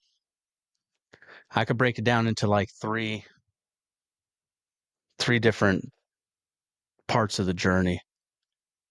As a private in Ranger Regiment, it was choose the hard right over the easy wrong. My first sergeant would always say that. Choose the hard right over the easy wrong. Man, that is definitely a lifeline that I let slip through my fingertips. Not once, but a few times in my career. But it's something that I try my best to live by, and it works out. If you do all the other stuff that the Army tells you to do, and you choose a hard right over the easy wrong, you're good. You're going to be good. The second one was from the first sergeant over at Fort Irwin, and he used a quote. It's a quote by Mark Twight. Relish the challenge of overcoming difficulties that would crush ordinary men. Learn to suffer. And Mark Twight's an alpinist that climbs mountains and stuff, and um, super powerful, super powerful. And that quote alone has gotten me through both in my in my profession and personally, have gotten me through some tough times of just learn to suffer. It's going to last temporarily, but you got to relish the challenge of overcoming those difficulties. Because I'm no ordinary man, right? You're no ordinary man. We're Green Berets, so you can make it through anything with that type of mindset. And the third thing would be the one that was used by one of your previous guests. Definitely control the controllables and influence the variables. That's You start coupling these things together, you're unstoppable. You're unstoppable. If you're always doing the right thing over the easy wrong, even though you get away with it, the shortcuts, right? Fuck the shortcuts. Like, unless it makes sense, and that's the good thing about being a Green Beret, right? Like, I'm gonna change my wet socks out so I could walk further with dry feet. Like, if it makes sense, then it makes sense. But when it gets into, is it illegal, unethical, or immoral, then you know what decision to make. There's no question. And then you control whatever you need to control, or you control what is controllable, and then you're influencing everything else. And more likely than not, everything lines up for you if you're doing the right thing. And if it doesn't, cloverleaf around the objective and try again. You don't quit, right? You're no ordinary man, right? So it's just those are the things that have helped me throughout my career up until this point as I'm in entrepreneurship and trying to get after in the civilian sector. I dig it, man. What were you afraid of then, and what are you afraid of now? I would say sum it up to failure. Failure, and it changes a little bit, then in the military, failing rip. Oh man, like what kind of life would I have had, right? Different trajectory. Like failure was not an option. It couldn't be an option.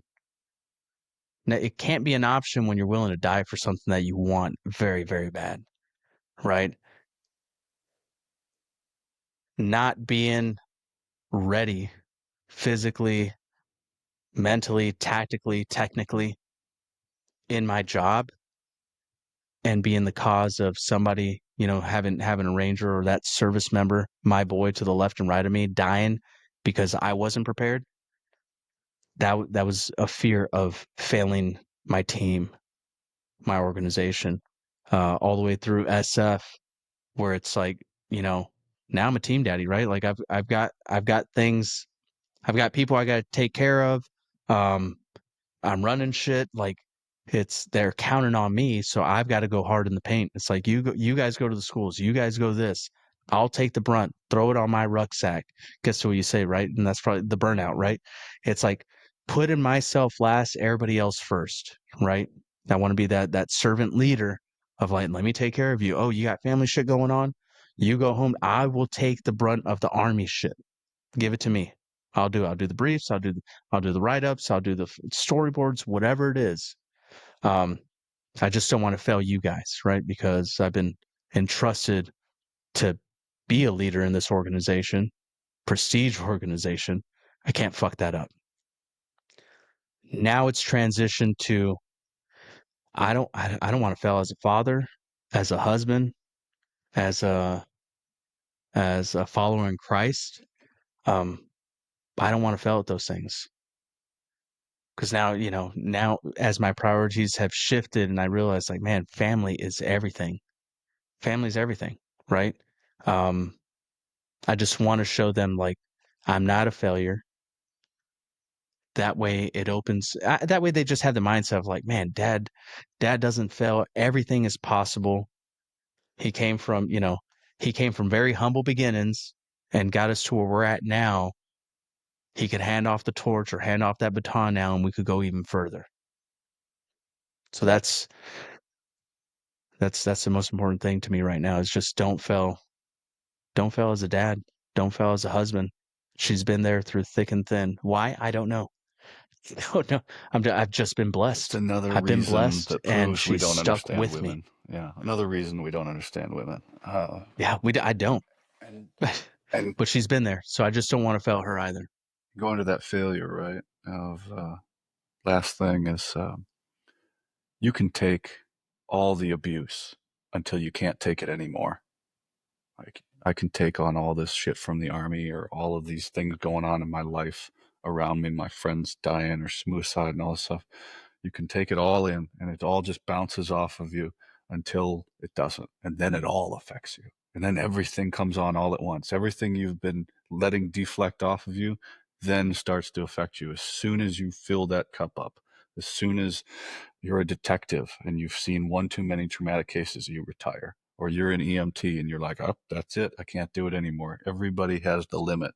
And once you hit that limit, it's not all that other shit is didn't affect you. It all comes back. Everything comes back to haunt you that you didn't take care of.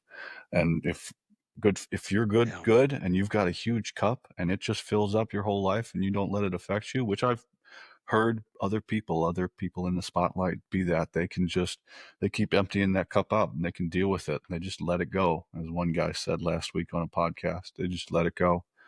But as soon as you let that thing fill up, then it all fucking comes down. And then you don't know how you're going to be able to deal with it. So, just be cognizant of if you do get to that failure, all the other shit might come along with it. And you're not going to be ready for that. Oh yeah. So, Yeah, mine started overflowing at 15 years. yeah, everybody's got a different limit. You know, yeah, it varies, but fuck. Warsaw, how can everybody find you on the socials if they're looking for you? Yeah, so I'm on Facebook and Instagram at Warsaw Del Rosario. So that's the easiest way to reach out. I'm on LinkedIn, same thing. You got anything for me?